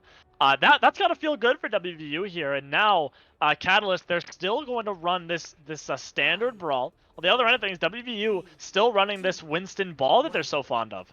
And even the Torb with the Tracer combo still staying. Yeah, that Torbjorn was actually pretty fantastic from Wilson. Really able to take advantage of some of those squishier targets from Nightshade. And look at the teleporter. It's going to put them right on the objective, but look at the anti-nade. Ringo finds 5 with that one, and that's an easy cleanup for the rest of WVU off the back of a gigantic, colossal anti-nade from Man, this Ringo. Brave Monk Ringo combo is unbelievable. What That an is anti unbelievable. there from Ringo. Catalyst has got to find a way to block some of these anti-nades because they're absolutely killer, and they're Yeah, if they don't single-handedly find winning some- fights. Yeah, if they don't find a strategy soon, it's just going to continue to happen over and over again. And fights are going to be lost. True, they gotta figure out some way to block them because, again, some fights have just been won exclusively by that anti-nade, and now going directly to the point is gonna be Catalyst. Reluctance getting a little bit low in that mech, but KO9 gets stunned up, able to use those adaptive shields. Everyone from Catalyst is low, but the picks are going both ways. Mare needs to stay up if she wants to give those heals to her team. The anti-nade catches 3 again. Someone's gotta block these, but is it gonna be enough? As KO9 is trying to put all the damage in, the anti-nade will finally wear off, and the point gets flipped over. 4-3 Catalyst has it, and now it's just a cleanup for them. Yeah, anti-nade just too late. Obviously not Ringo's fault. Just people getting picked off early. It's gonna go to Catalyst here, and Catalyst only having that shatter though against Monk's Primal and Ringo's Nano is gonna be really hard to win this fight. Yeah, the Shadow's gonna have to be huge. Look at Wizard's Beast flank angle here. Look, he's just gonna come out and try to catch everyone. Axis is, however, is going to find one. Wilson finds Midnight Mare, and Axis will also find Me98. Rad is going to capture KO9 with a kill here, but it doesn't look like it's going to be enough because Axis is cleaning up on the Tracer right now.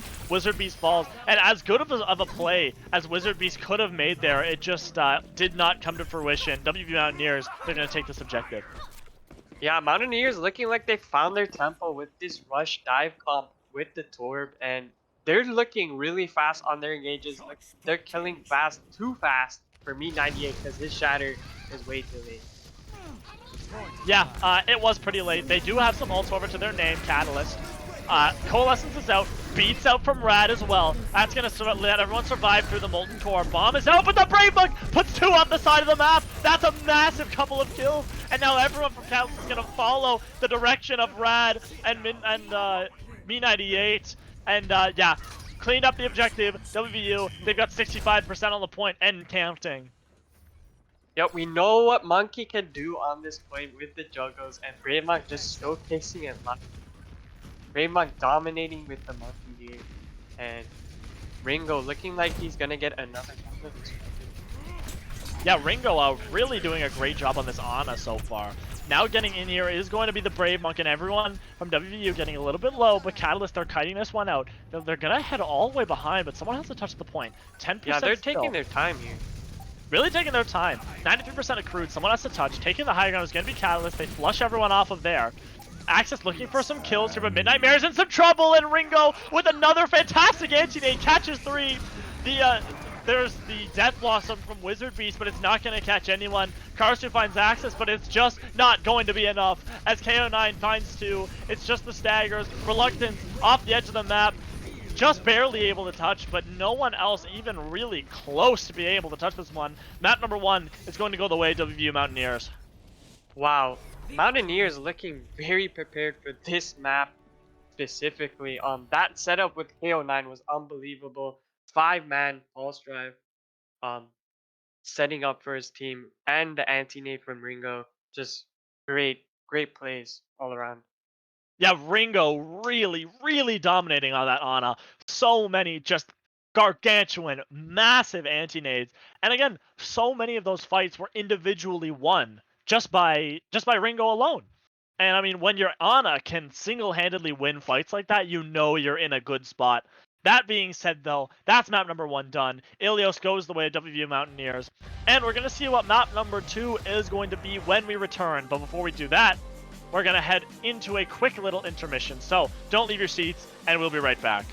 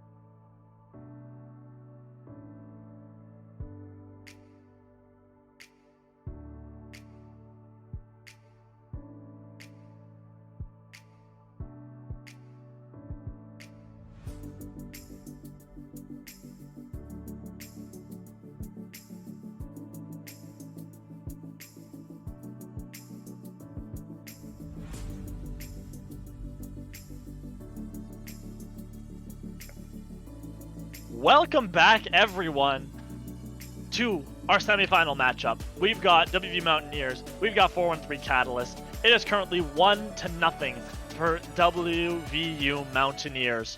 And, well, they really want to win this one, because whoever wins this match, they're going to the finals to face off against 413 Havoc.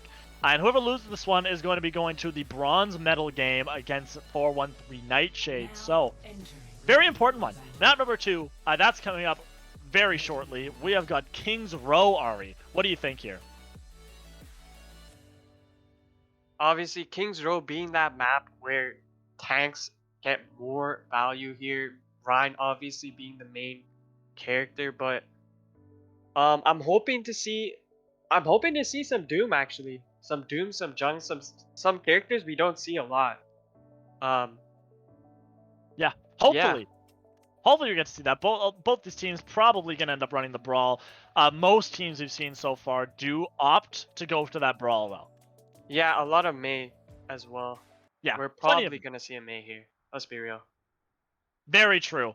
However, looking at this from the beginning, very interesting pick for 413 Catalyst here. Karsu is on the Bastion as of right now. Shizzy on the Symmetra. Yeah, looking like they're gonna run that TP strat on that statue for the Bastion to just rain down. But if prepared, I don't think Mountaineers are gonna let off that easily. Yeah, I think, yeah, it looks like they're probably going to go for the TP, the Bastion on top of the statue strat, but I think WVU, it looks like they're kind of expecting it. Brave Monk playing relatively far up right now. It looks like he wants to hit them head on here. Yeah, Brave Monk just getting that poke with the Fire Strike, scouting out for his team.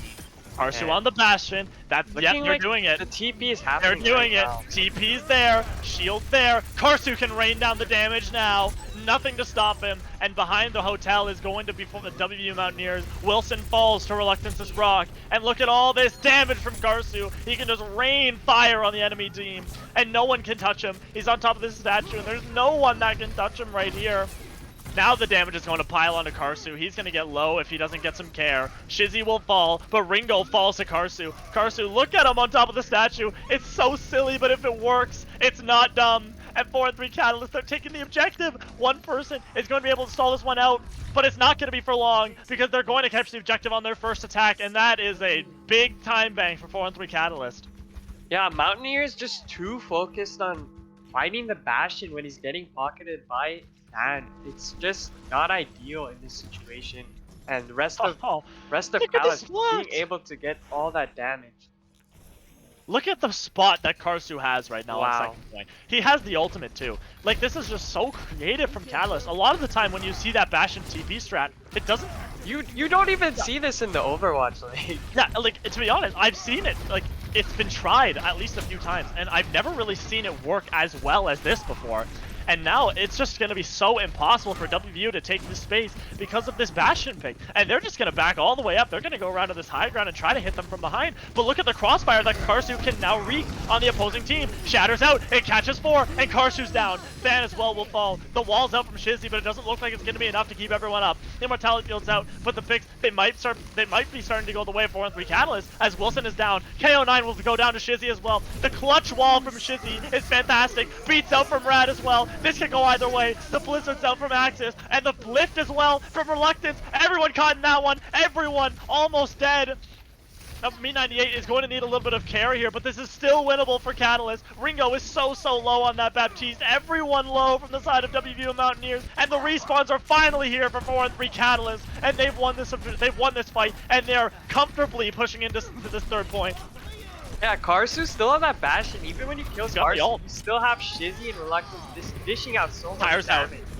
That tire is going to come out from Wilson. It's coming alongside this high ground. The grab's out. Immortality Field as well. No one caught by that tire, but Than will fall. Karsu is on the cart with the window. Karsu just raining all this damage. He still has that ultimate, and he doesn't even need to use it. 4-3 Catalyst. They've captured the second objective, and they've got 5 minutes to capture third as well. Yeah, Mountaineers just not having that answer to the Bastion. Only killed the Bastion once with the May right click. And even if you kill that Karsu, you're gonna have to deal with a lot with Shizzy and Reluctance.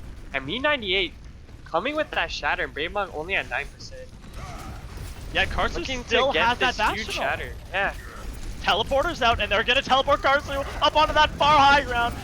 The Diva pick from KO9 gonna try to get something done, but gets D-mech there by Karsu, but he will fall to Axis. Still not the chance to use that ultimate, and the lift from Reluctance is going to catch so many members. Axis down, Ringo's Immortality Field, just not enough to keep everyone up. And 4-3 Catalyst, they're raking in the damage right now. They're pushing this comfortably. Are they even going to be able to contest this one here? It looks like they will. Beats out from Rad, but the window's up from Ringo. Gonna try to put all this damage on. KO9 gets the remake kill onto Me98, but is it going to be enough? Tire's out, and Reluctance falls to it. Teleporter's out from Shizzy, and he's going to go up to the high ground to try to put the damage in, but the picks are just too much for WVU. And yeah, they're finally going to get a foothold in this objective, but 4 minutes are still on the clock for 4-3 Catalyst here. Yeah, Me98 missing that shatter, and still Reluctance being able to get that big flux, getting the immortality out, but in the end, Moutaineers were bound to win a fight, and that was theirs. And honestly, Junkrat getting a lot of damage, but getting out healed by the BAF. So True. honestly, Karsu still has that ultimate as well. He hasn't used it yeah, yet. Karsu Entire round. holding on to that Bastion. He's gonna have to use it at some point in the near future if they want to win this fight. And now he's going to opt to use it early. A lot of damage gonna come through, but he gets shattered. That's 4 members shattered from the Brave Monk. And the window's gonna come out from Than. No casualties thus far, but Karsu's low. Look at the dragon. It catches Than. That's perfectly placed there from Axis. And now the window's gonna come out. Me98 needs some help. Karsu, Rad, both going to fall. And that's a minute, another minute, I should say, burned off the clock for 4-3 Catalyst. Yeah, 3 minutes left for Mountaineers. Great hold, great zone control from the ults, and what a shatter from Brave Monk, almost single-handedly killing Lucio. Yeah, fantastic. And look, the side of 4-3 Catalyst, they have no ults to speak of. The closest ultimate they have is Me98, and he's 57% of that shatter on the other end. Look at Mountaineers getting close to that beat for Fran, and Bomb also getting ready. Yeah, so the ult advantage is definitely on the side of WVU here. But crazier things have happened, but Me98 gets absolutely melted. He can't even their play win the game. condition is gone now, and looks like they're gonna reset. Yep, they're absolutely resetting. Me98, he was able to build up to that shatter, but the fight is going to go the way of WVU. But he did die first, and nothing they could do after that. True. That was their win condition. That's another minute burned off the clock for WVU. 2 minutes left for Catalyst to try to get something done. Yeah, Catalyst just needs to take better fights here, and clock's just ticking down for them. They just Look at need a good Genofran. fight. Look at Genofran. He's up on this high ground, and he gets found by Rad. Gonna get booped out of there. It looks like he Almost dies for an to it as environmental well. kill. Yeah, bombs out from KO9. It's into the back line, and it's gonna get blocked by Me98. But everyone's low. Wilson's Koom, I should say, is going to be on that cart. Everyone's gonna fall to it, and that's another half minute burned off the clock for 4-3 Catalyst here. Yeah, that Torball just getting so much damage. Immortality not enough to save them in the end. And Catalyst only 1 minute 30 seconds. Not much to work with except for the window shatter. Grab coming up though, 80% for Reluctance. Yeah, plenty of ults here for Catalyst. They were just banking those ultimates, it looks like. Windows out early from Than. Fire Strike, however, it's gonna catch Shizzy. Oh no, that's a very unlucky pick there on just Shizzy. And Reluctance getting a little bit far with that bubble will survive. Both support ults still available for WVU, and yeah, without their Hanzo, it looks like Catalyst, they're just gonna back all the way up. They still have ults for name. Yeah, KO9 just eating so much damage with the DM. Yep, and still plenty of ults here for 4-3 Catalyst to work with. It looks like they're... Oh, shit, he's picked again by Axis. Oh no, that's 2 fights in a row for the Hanzo player. And now the Dragon's out, the Shatter's out. So many ults used for WVU Mountaineers. But 4-3 Catalyst are still alive and kicking. Rad is going to fall to Axis, and now it's the cleanup. Axis on the Hanzo, cleaning up. Wilson as well. 30 seconds left. 4-3 Catalyst, they have just hit a brick wall here. Yeah, Catalyst just taking too much poke, taking too long to get to the part, and in that tight room, they just look like a flock of useless fish. 4-3 Catalyst has to use an ultimate. They haven't used an ultimate in so long because of these early picks. Coming up to 6 ultimates with that window as well. Window on the high ground, that's for Axis and Ringo to use. Deadeye going to find them both, but the Immortality will keep them both up. Karsu will fall to Ringo first though, but the Brave Monk falls to Me98. All the ultimates for 4-3 Catalyst are coming out now. Axis falls, Wilson falls to Me98. Shatter is up the edge of the map! And Me98 is cleaning up right now. Genofriend down, Ringo down, the cart finally gonna start moving for 4-3 Catalyst. If they had to use all their ultimates, but that's probably what they needed to use to be able to cap this objective. The Brave Monk on the Wrecking Ball going to come back to try to stall this one out, and the stall picks are starting to come through. Genofriend on the Lucio, but everyone is so low for WVU, and it just looks like a matter of time before Catalyst captures it, and they will. Map completed for 4-3 Catalyst. Yep, and honestly, that shatter, I don't even know how the Torque got moved off the map. That was crazy. Yeah, it said the shatter knocked him off the edge of the map somehow? Yeah, the shatter. I don't even think there was any. Oh my, KO9. Just a kill feed there? 7 kills. What did I just see? Yeah, that was definitely after play had already But ended. definitely So. any other Zarya, I just witnessed a reluctance. That grab was only one person, and it was honestly a good grab actually because it True. cost Moutaineers the fight because they got Brave Monk shatter off. They killed Brave Monk as I think it was the first pick, right? Ready for I believe so. I think it was either the first or second pick. Yeah, but it was a good opening, and it just gave Me98 that space to push in with his shield and get that shatter and somehow boop the Torb off the map. attackers. Yep, Torb incoming off the edge of the map 30 from that shatter. Not something you see very often, but it does happen every now and then. Now it's going to be 4-3 Catalyst's turn to take the reins and try to see what they can do on defense here. Still running that standard brawl here, Ari.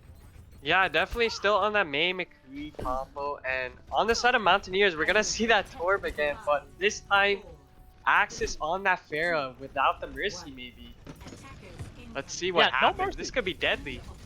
Ringo is on that on-amp. We know how much he was able to dominate on Ilios. We're going to see if Ringo can do that once again. Behind the statue is going to be Catalyst, not opting to take that hotel, and that's going to leave a hole wide open for WVU to punch through in that hotel room. Shizzy going to get hit by that anti-nade, but Axis falls to Karsu. Karsu just doesn't miss this guy, and relegated to this hotel is going to be WVU. It looks like they're going to back all the way up. Ringo's caught out. But now, everyone turned around to get Ringo, and the wall, not quite going to catch anyone. WVU going to get on the objective for a little bit, but yeah, now they're just forced to back up. Yeah, Shizzy just getting so much damage on that Mei with the right clicks, and honestly, I don't think Axis is playing like that aggressive. He's trying to play safe because he knows he doesn't have. Through the hotel, it's going to be WVU Moutaineers, KO9, going to try to put some extra damage on here. Axis on the far right, just spamming some rockets in. Immortality shields up from Fan, everyone's going to be kept up from that one. Brave Monk falls to Reluctance's Fire Strike. Karsu and Fan will fall though, picks are going both ways. The window's out from Fan, but he is dead. Rad gonna have to try to get something done here, and he does. That's 2 picks now for Rad. Me98 will fall, but Rad's still alive. Maybe he can get something done. Genofriend is low, but now the respawns are coming out from WVU. Not gonna be quite enough. Looks like WVU is gonna capture this first objective. Yeah, definitely a lot of trades going on. Karsu dying early too. Well, the Wilson out of there. Torb, and Axis just being able to rain from above right after Karsu dies. A lot of damage from Axis there. Yeah, plenty of damage there. A lot of ults coming up for the side of 4-3 Catalyst. And the Brave Monk gets caught by the wall, and Reluctance finishes him off. That's a fantastic wall from Shizzy. Yeah, immortality Really from Ringo gameplay. not being able to save him. And Yep. Not quite able to save Brave Monk's skin. KO9, it's going to have to just wait for the Brave Monk to get back, and holding this choke is going to be 4-3 Catalyst. Fire Strike is out. But look at how many ults are online for the side of 4-3. Catalyst bombs out, no one caught by it. The Shatter also will not find anyone, but KO9 falls. That's the first casualty. Shatter's up from the Brave Monk, but can anyone follow up on it? Doesn't look like it. Molten Core is out from Wilson, but no one caught in the crossfire of that one. 4-3 Catalyst, they're holding strong. yeah, KO not being in that mech, not being able to mitigate a lot of that damage is really vital in that fight. A Yeah, lot of vital. damage exchanged for Catalyst, holding on here. 3 minutes and 48 seconds. Looking to 3 defend minutes. this. Yep, Windows out early from Ringo, but it's going to get walled off. However, the other wall to mirror it from Fan beats out from Genofriend as well. Now they're going to press this advantage. Rad as well going to opt to use the beaten Genofran is the first casualty. That's courtesy of Karsu and the Deadeye. Immortality Field is out as well from Than to keep himself up. But now 4th Catalyst, they're cleaning up once again. 3 minutes, 20 seconds on the clock. WVU Mountaineers, they look a little bit scared here. Yeah, Catalyst just steamrolling. It's a Than headshot. just dishing out so much heals. And Mountaineers not being able to get an answer to those heals. Not enough significant damage to kill any targets. And Mountaineers only having that Shatter and Barrage to work with. But Catalyst, not much in return. Yeah, Than is just pumping in so much healing right now. I really want to see the card at the end of this to see how much healing Than actually did. And behind the backline is going to be Wilson. However, he's caught out. Wilson's in a lot of trouble right now. They're going to catch him, and they're going to find him. However, Axis is in the backline. With the barrage, he finds 3. That's finally an opportunity for WVU Mountaineers. Karsu will find Axis. So now this is almost even right now, but Karsu will fall. And now only 2 members left for Catalyst, who it looks like they will both fall. Remake kill not quite going to get there for Genofran, but Me98 just going to back up on the D.Va. This is... Oh no! Honest... KO9's off! What? What happened there? I think he was resetting, I don't know but what he had happened. his mech. I think he might have gotten booped by Me98 there on the D.Va inadvertently. That would have been very awkward. Reluctance. Yeah, Catalyst looking just at him. retaking this control easily. And Mountaineers Yeah, looking to definitely. regroup here. Already getting the Me98 mech of maxed out. Me98. Oh, Me98 is down. That's a gigantic pick. However, there are still ults to speak of for 4-3 Catalyst. Windows up from Than. Bombs in the backline. That could be a big one. That's walled off by Shizzy, though. KO9 is caught, and the Shatter finds 2. Reluctance trying to clean this one up. Immortality Field going to keep him up. Karsu will fall. Than will fall. Shizzy will fall. Reluctance. What? Everyone gets cleaned up. It looked like that fight was going the way of 4-3 Catalyst, and then all of a sudden, the fight just turned on a dime. Everyone falls for Catalyst, and now WVU Mountaineers, they're going to push this one through. Yeah, Catalyst just ignoring the DPS on the side of What? Mountaineers. And Me98 trying to stall here, getting low, but yeah, the rest of Catalyst is way too far to reach this point. And I think Mountaineers are taking this with 2 They're gonna minutes and take- 40 seconds left. Yeah, so I mean, not that much time compared to what Catalyst had on their first attack. So if they're able to get it with over a minute left on the clock, that will give no time to Catalyst. However, if there's less than a minute on the board, both squads will receive some extra time. Wilson's Fort will fall to Shizzy here, and on both high grounds, on either high ground I should say, is going to be Me98 and KO9. Beats out from Rad, going to keep everyone up. The Shatter will only find Rad, and Rad very close to death, but won't quite fall. Both Immortality Fields will go down, as KO9, first casualty, will fall to Karsu. And now, yeah, WVU, without KO9, they're just going to back all the way up. 2 minutes left on the clock for them. Yeah, that beat mitigating a lot of that shatter. Fantastic beat there. Yeah, fantastic beat with a lot of damage mitigated from the shatter, and Me98 just coming out with his life, almost losing man.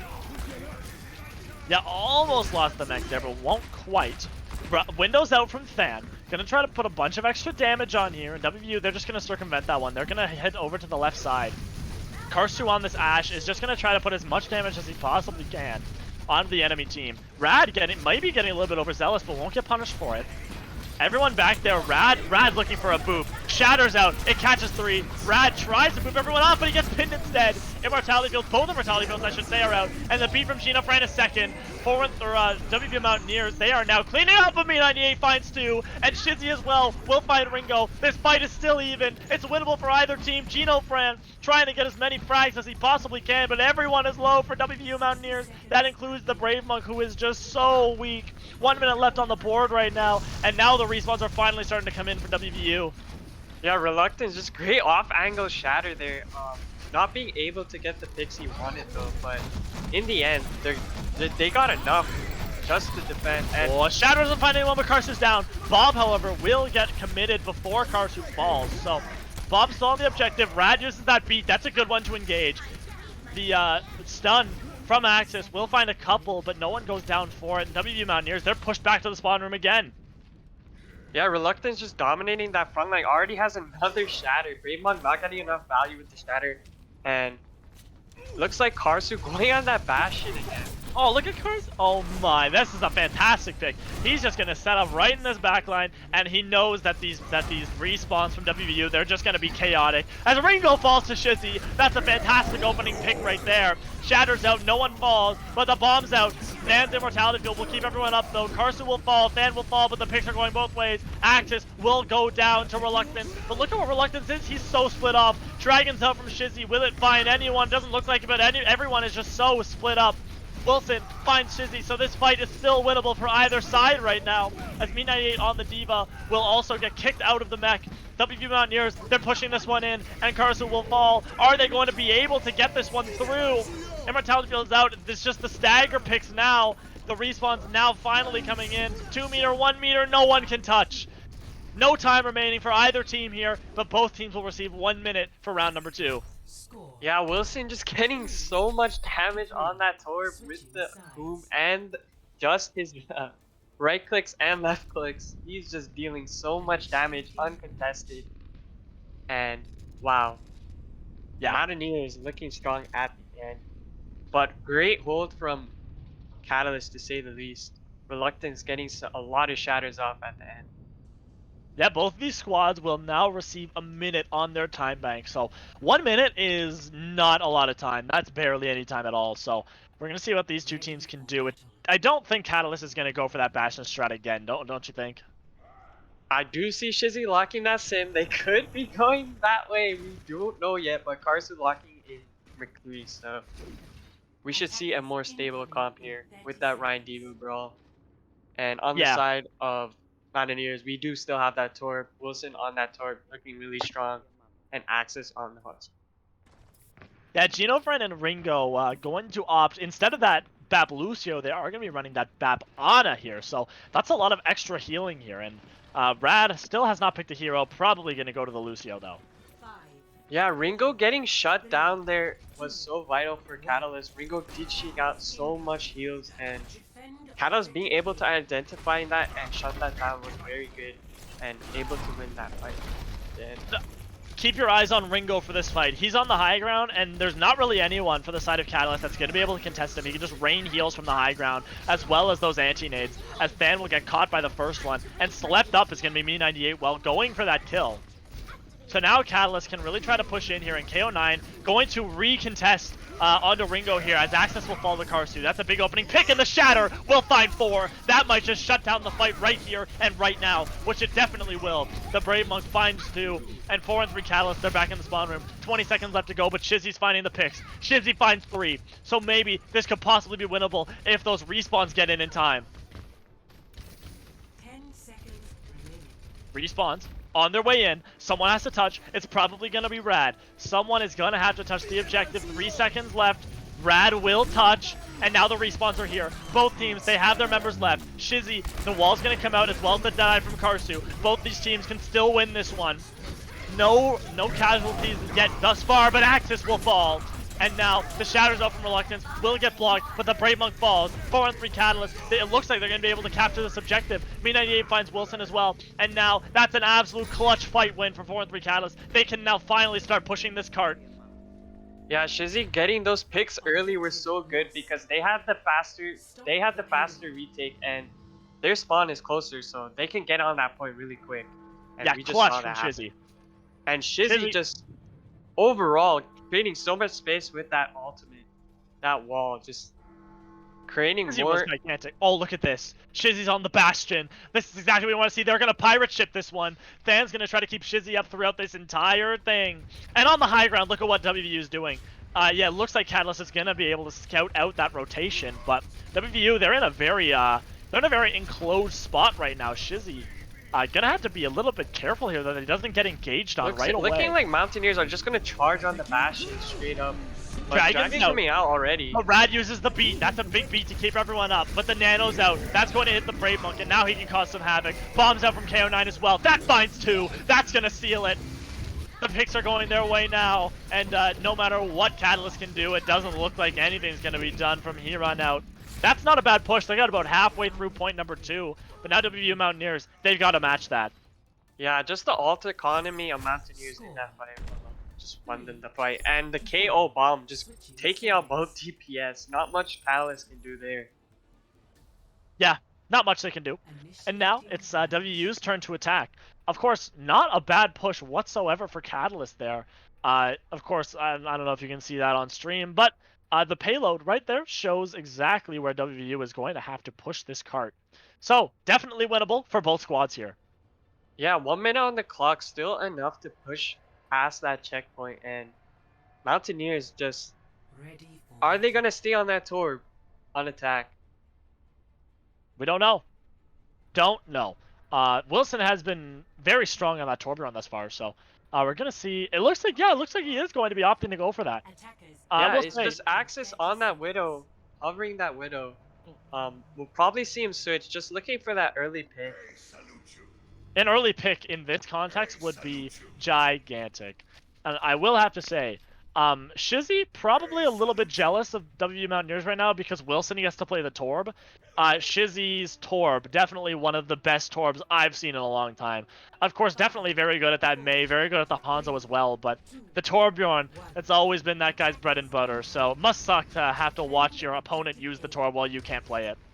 Yeah, Reluctance also opting for that Zarya. Trying to go risky here with that damage when he's charged. And already, both getting traded. Look at the heals that Dan is able to put forth so far. Already 35% of that ultimate. And Me98 and Reluctance getting real low, so that's even more ult charge there for Dan. The Brave Buck is low, and his shield is also broken.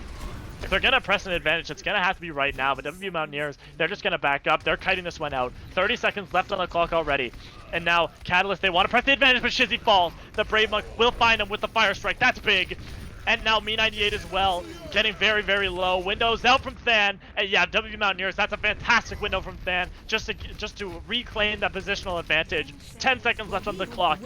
WVU Mountaineers, they gotta figure something out. Nano's out, onto the Brave Buck, but Wilson falls to Reluctance. Ringo with that big anti-nade finds two. Me98 and Rad will both fall. Reluctance sleeping too. Look at the plays from Ringo. It's fantastic. A gigantic anti-nade plus a sleep. Look at all those assists for Ringo.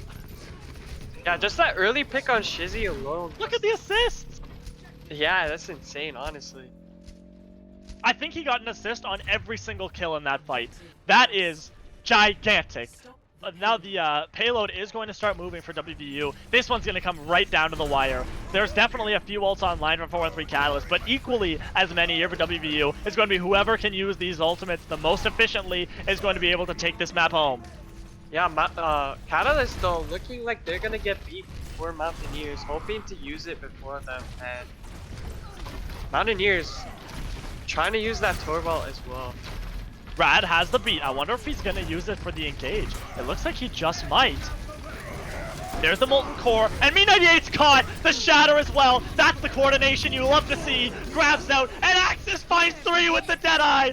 WVU Mountaineers, they are pushing this one forward on the back of Axis, and they will capture it. WVU Mountaineers, they're going to go up 2-0 in this series on King's Row. What kind of coordination did Dear I just God. see? Octave. Oh my... The Torb Koom, and then the Shatter right after the Rhine dies. Oh my Unbelievable. God! Nothing Catalyst can do there to react. That's just... Wow. That is clutch in the face of adversity right there. Catalyst coming so close to making that a 1-1 series. That would have been so big, but WVU, they were able to capture that second map for themselves on King's Row. That was a long map too, Ari. I gotta say. The voice, definitely a little bit shaky here, but you know what?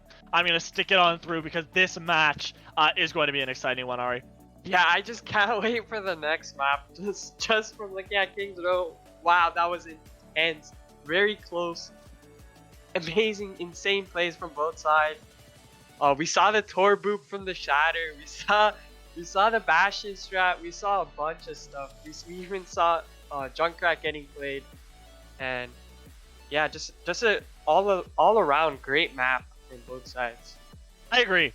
That being said, however, before we can head into map number 3 to continue this series further, we are going to be heading into a quick intermission. So, if you haven't already, grab some water, grab some snacks, but be right back here by the time map number 3 starts, because Ari and I will be right back. Don't leave.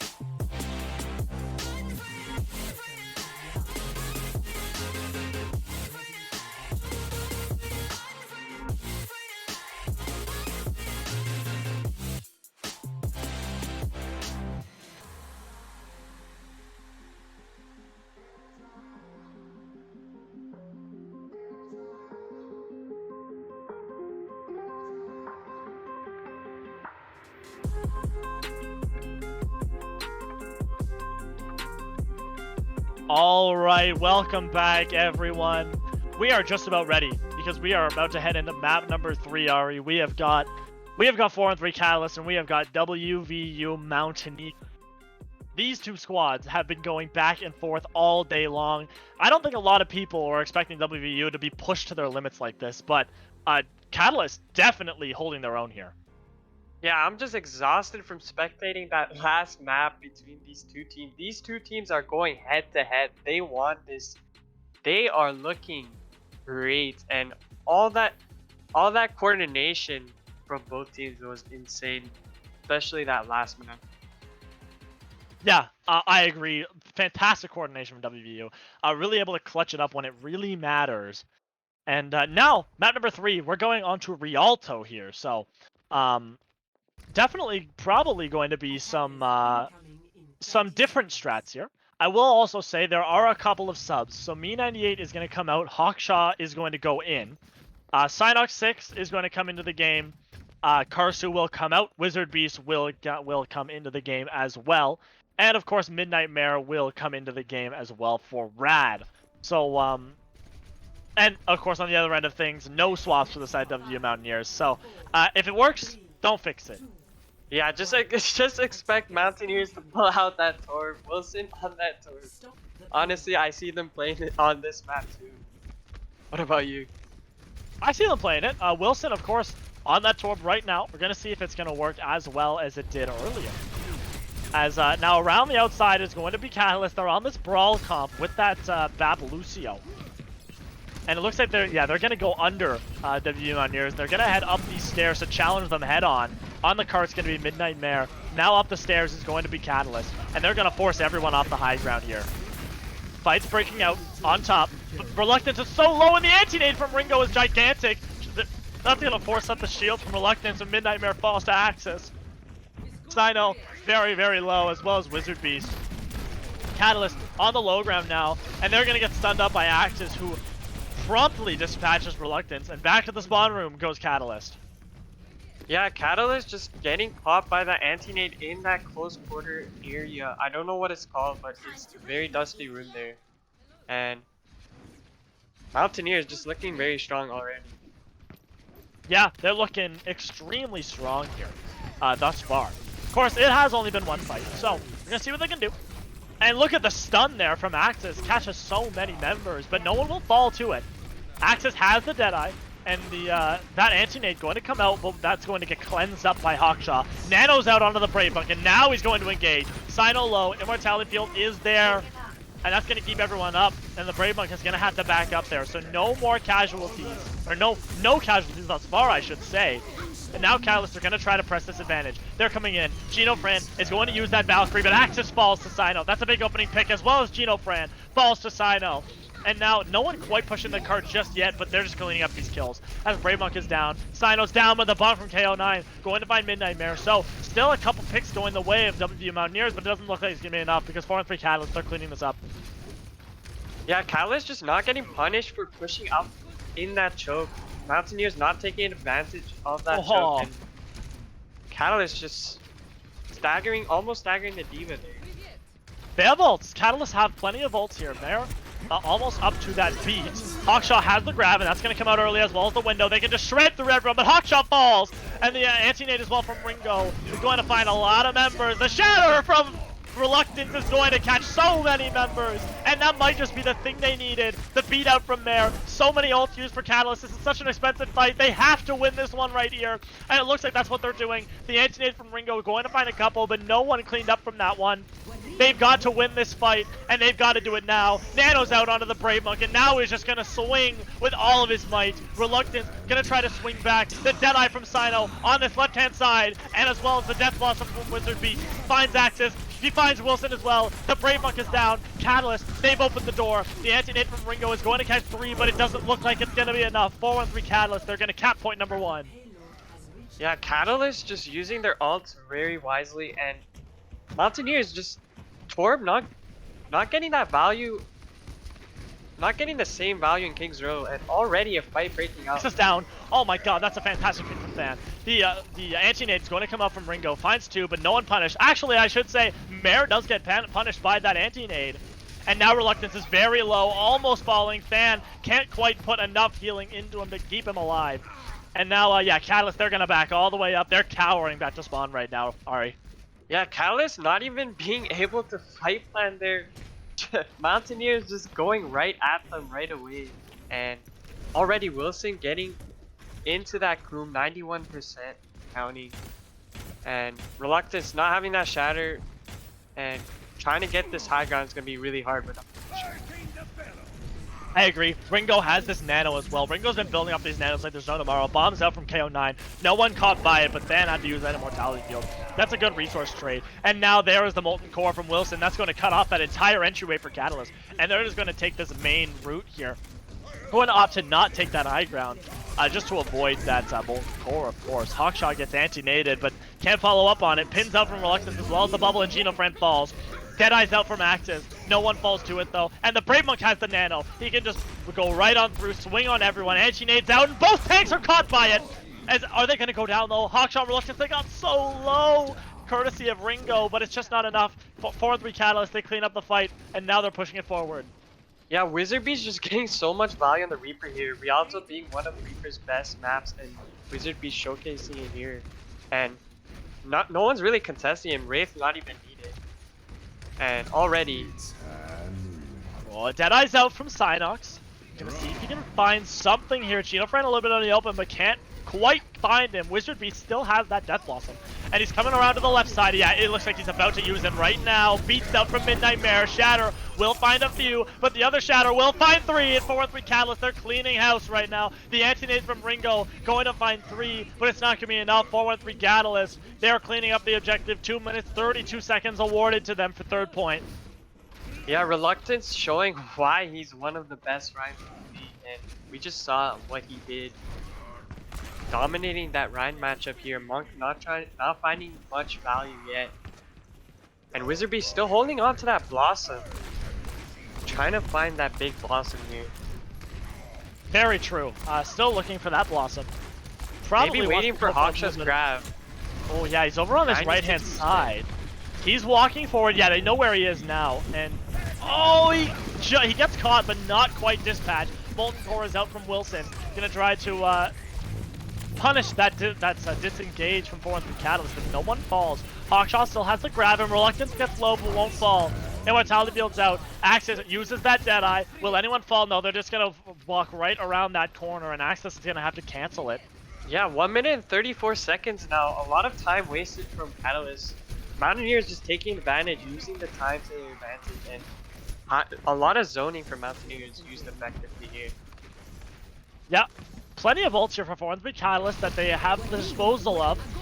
Wizard Beast still has that Death Blossom, I should say. Reluctance did get anti-naded, but it's not quite going down just yet. Wizard Beast uses that Death Blossom, but the bomb from KO9 finds him. So the picks are going both ways right now. The Brave Monk a little bit staggered out from the rest of his team. Shatter gets blocked by Reluctance.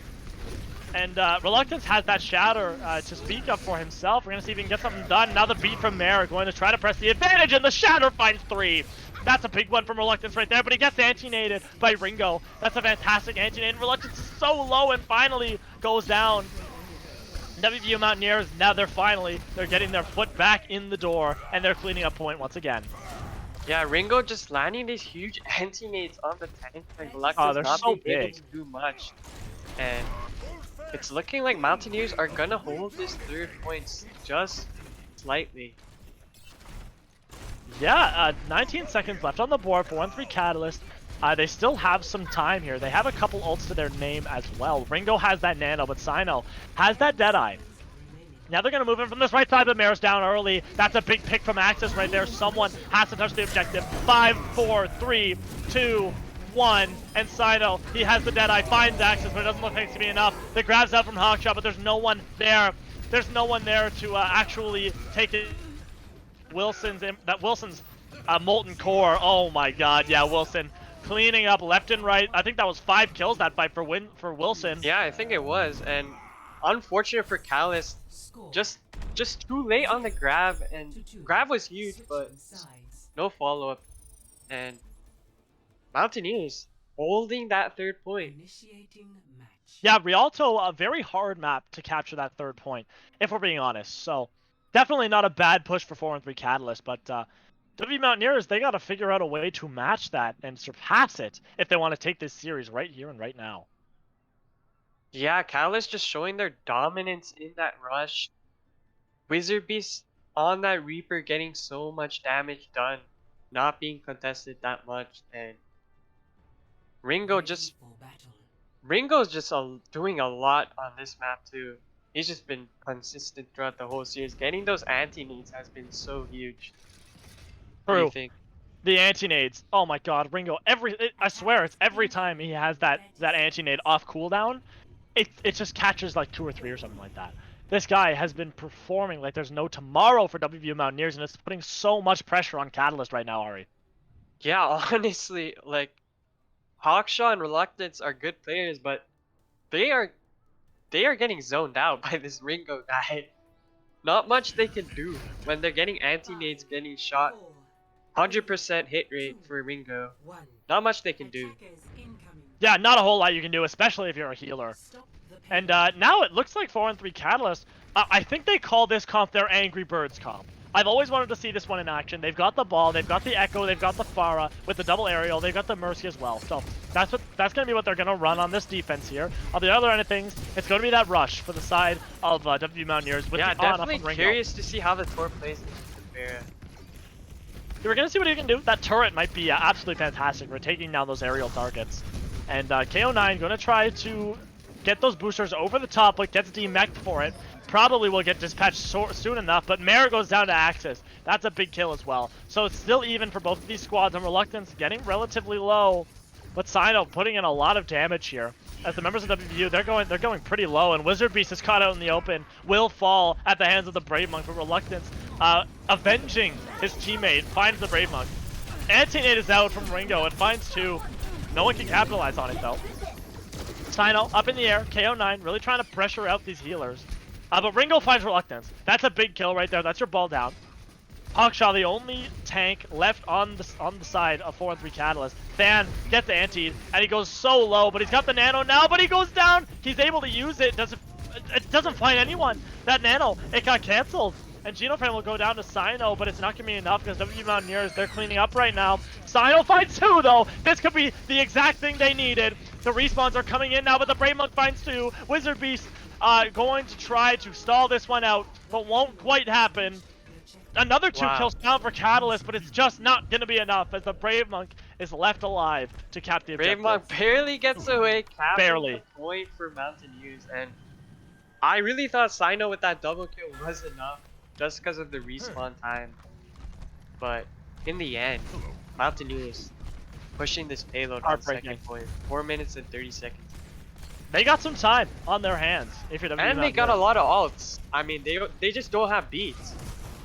Yeah, pretty much. They got almost everything else. On the other side of things, Catalyst, not many ults to their name here. Hawkshaw going to use that lift. I think it finds a couple there. Neither of them are going to go down, however. And now, with that Primal Rage, is going to be the Brave Monk. He gets anti though. And KO9 demech. There's the bomb. Everyone's got to get behind the pillar, and they all survive. They all just lined up right next to each other behind the pillar, and none of them died. Reluctance will go down to Access, however. And the anti-nade from Ringo finds 2. Another fantastic anti-nade from Ringo. This guy just does not stop. WVU Mountaineers, they're pushing this one strong. I did also just witness Ringo anti-nade an anti-nade. He literally... So Brave Monk got naded, and he naded that nade. So he wasn't anti. Is that how it works? Can you cancel I don't even anti know what without happened, anti? but I don't think you can do... Oh, I think something happened to Shizzy there, and the Molten Core comes out, but no one touches the objective. 5 minutes on the clock here now for WVU Mountaineers, and they're looking pretty good to finish this map. Fan goes down to Axis, and now here's the cleanup for WVU Mountaineers. A few members still alive for Catalyst, but they're going to get cleaned up very shortly by the members of WVU here. Shizzy, I think actually got DC'd at the beginning of that fight, but comes back on the Torbjorn and finds Axis right away. yeah, Ringo just pumping out so much heals on this front line with the Brave Monk and KO combo, Monkey Diva. and Ringo just keeps hitting these antis. I mean, if he keeps hitting these, there's no way Catalyst can contest this. Yeah. I'm being told that Wizard Beast was DC'd, so Shizzy came in as a replacement. KO9 going to fall to Sino, but look at the anti-nade once again from Ringo. Hawkshot and Reluctance both hit by it, but the picture going the way of 4-1-3 Catalyst. Sino finds a couple to his name. And now the Brave Monk will also get pinned by Reluctance, so that's going to be 4-3 Catalyst. They're going to defend this one, but 4 minutes on the clock, it's a tall task. Yeah, Catalyst still in this. They have to use their ults wisely. They have that shatter, they have that window, they have that beat to work with, and they just have to shut down the nano here, and they'll be fine. Yeah, and they gotta make sure to not get antied here at a bad time, because of course we know Ringo can definitely really punish your team with those anti-nades.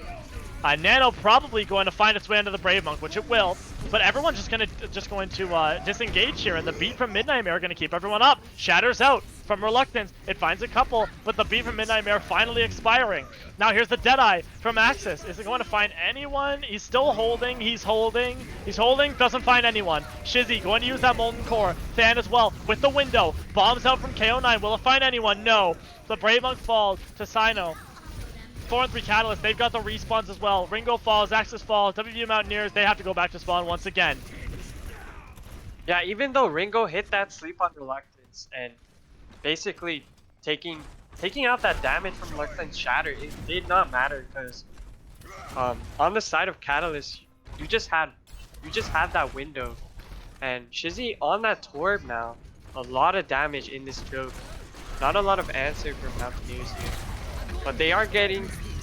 Grabs out. It grabs out early, as well as the Deadeye from Sino. Beats out from Geno trying to keep everyone up. And Reluctance gets anti, but the Shatter's gigantic. It catches 4. The Brave Monk is down to Sino as well. And that's going to be WVU Mountaineers reeling away from that. They're heading right back to spawn where they came from. Yeah, Grab just getting so much value there. Using it first is so important. And Reluctance getting a 4-man Shatter, not getting any kills, but zoning them out and stopping the push entirely.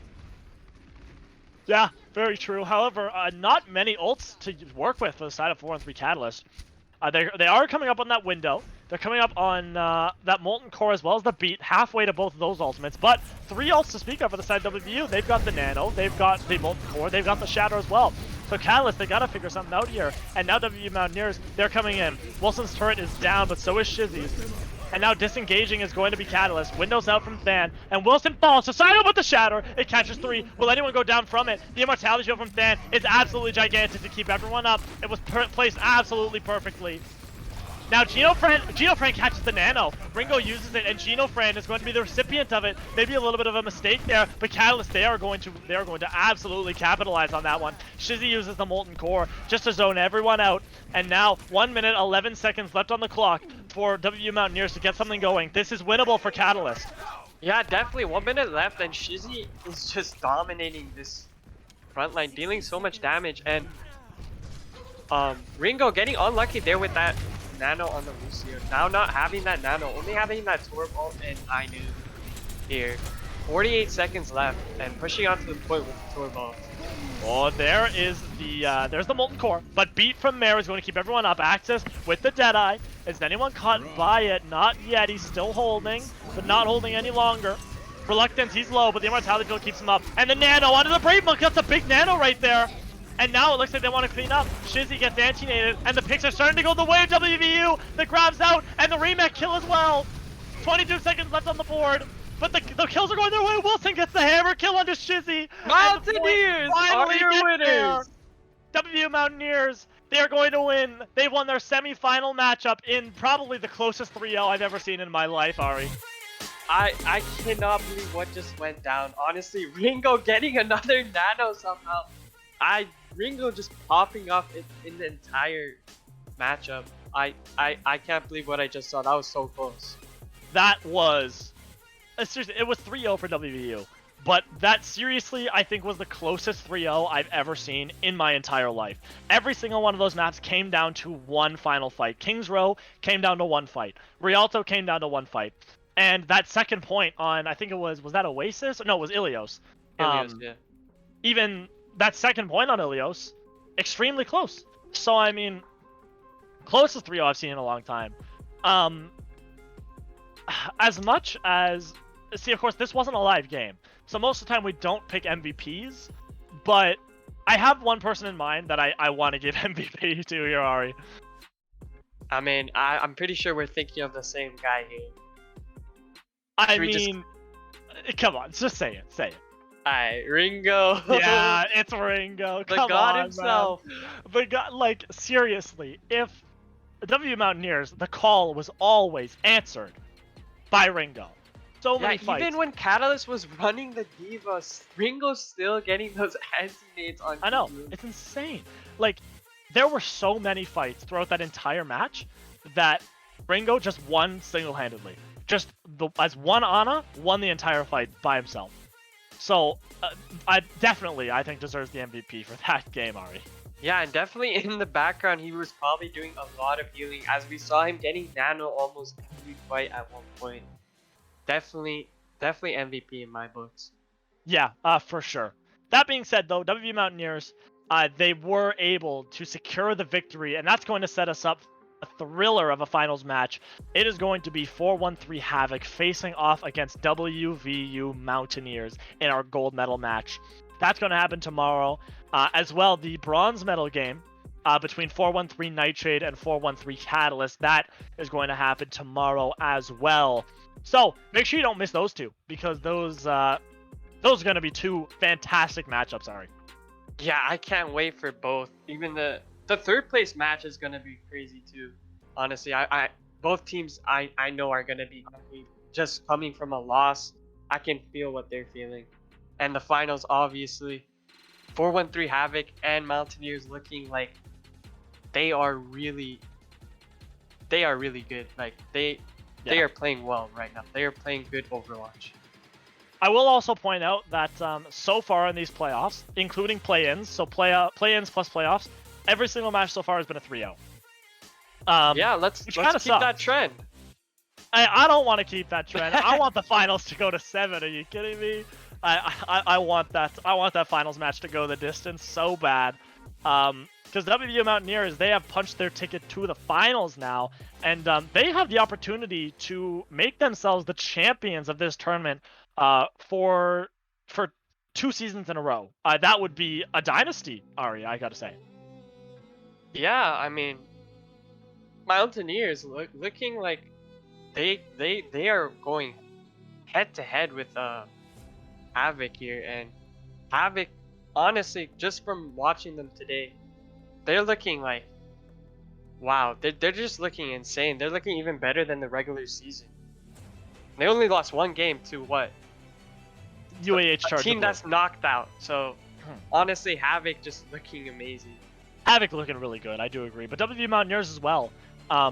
Still that number 1 seeded team. So, of course, it's going to be the finals between our number 1 and number 2 seeded teams. So, that's going to be an absolute thriller. But before we leave, I want to, of course, take a quick look at our fixtures. Because, of course, as we just outlined, Nightshade, Catalyst, both going to hop down to that bronze medal game.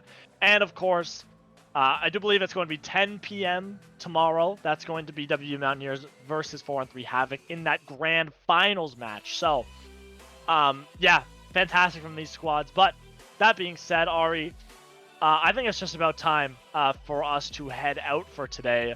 Do you have any closing remarks for everyone? Not really. Just turn on your notifications for tomorrow. True. Can't wait. Yeah, turn on your notifications. And of course, if you like what you're seeing today, make sure you drop a follow and or sub, of course, because we appreciate every single one of those. All these VODs are going to be posted on our YouTube, 413e.com/YouTube. So make sure you go head over there, find that. And of course, you can follow our socials, Instagram, Twitter, at 413esports. Make sure you go follow.